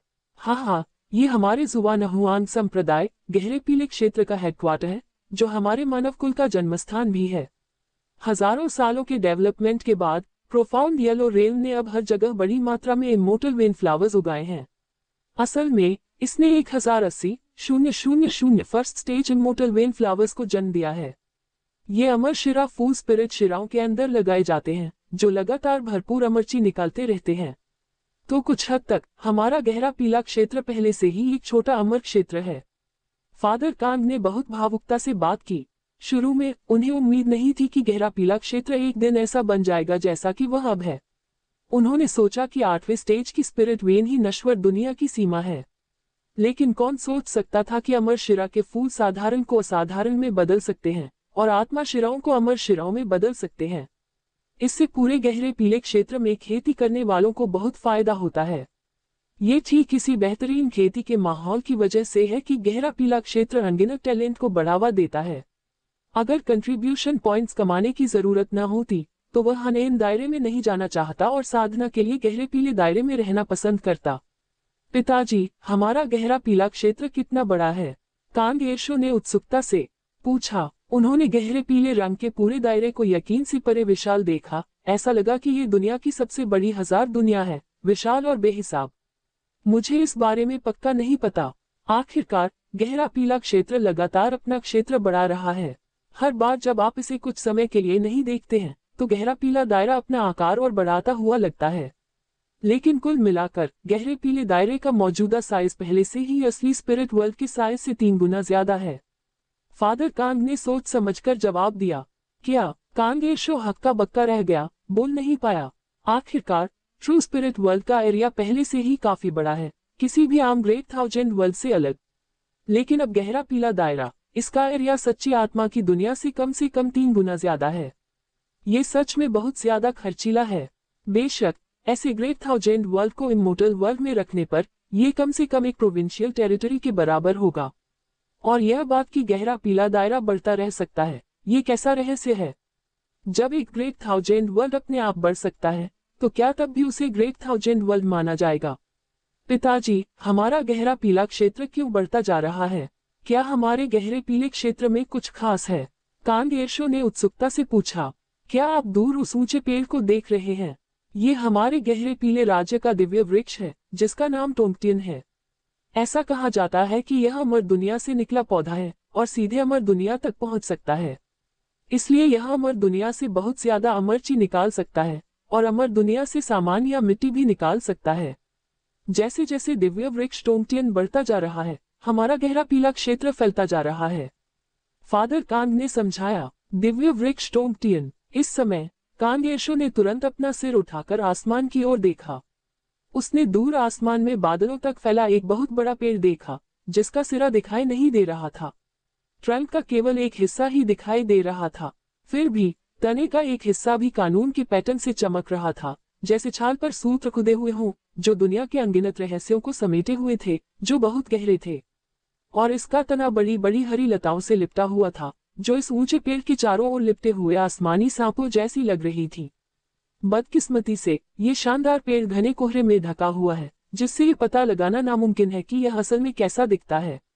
इस समय वह बहुत ज्यादा हैरान था और बोल नहीं पा रहा था, क्योंकि यह मौजूदगी ऐसी महानता दिखाती है जो पुरानी, पवित्र, समय से परे आभा से भरी हुई है और हमेशा दिव्य लगती है। भले ही वह कभी स्वर्ग में अमर था, लेकिन इस बड़े पेड़ की तुलना में वह अब भी चींटी जैसा लगता था। ये कैसे हो सकता है? इस नश्वर दुनिया में ऐसा पौधा कैसे मौजूद है? अमर दुनिया में भी यह एक मशहूर महान मौजूदगी होनी चाहिए। फेरी डिवाइस 8 ट्रिग्राम रूलर पूरी तरह से काम कर रहा था। एक हाई क्वालिटी इमोर्टल आर्टिफैक्ट के तौर पर यह अच्छी तरह से एक्सपीरियंस्ड है। फिर भी आसमान को ढकने वाले इस बड़े पेड़ को देखकर वह अलग तरह से काम कर रहा था, जैसे किसी अमर राजा की परछाई देखकर उसका पूरा शरीर काम कर रहा हो। ऐसा लग रहा था जैसे सामने वाले के जरा से दबाव से ही वह डर के मारे हिल जाएगा। ये जीवन महानता में अपनी कल्पना से कहीं परे है। अद्भुत है ना? ये हमारे जुवानहुआन संप्रदाय का सबसे बड़ा दिव्य वृक्ष है टोंगटियन। इसकी जड़ें गहरे पीले क्षेत्र के हर कोने में जमी हुई हैं। शाखाएं और पत्तियां आसमान को पूरी तरह से ढक लेती हैं और पूरे गहरे पीले रंग को ढक लेती हैं। यहाँ तक कि इसकी शाखाएं भी शून्य की गहराई में मिल जाती हैं और अमर दुनिया से जुड़ जाती हैं। कोई कह सकता है इसकी शक्ति पहले से ही एक सच्चे अमर के बराबर है। इसे हमारे जुवानहुआन संप्रदाय का सबसे बड़ा संरक्षक माना जाता है। इस दिव्य वृक्ष के होने से जुवानहुआन संप्रदाय को किसी भी खतरे का सामना नहीं करना पड़ेगा। फादर कांग ने बड़ी भावना से कहा। हर बार जब वह इस दिव्य वृक्ष टोंगटियन को देखता है तो उसका दिल हैरानी से भर जाता है।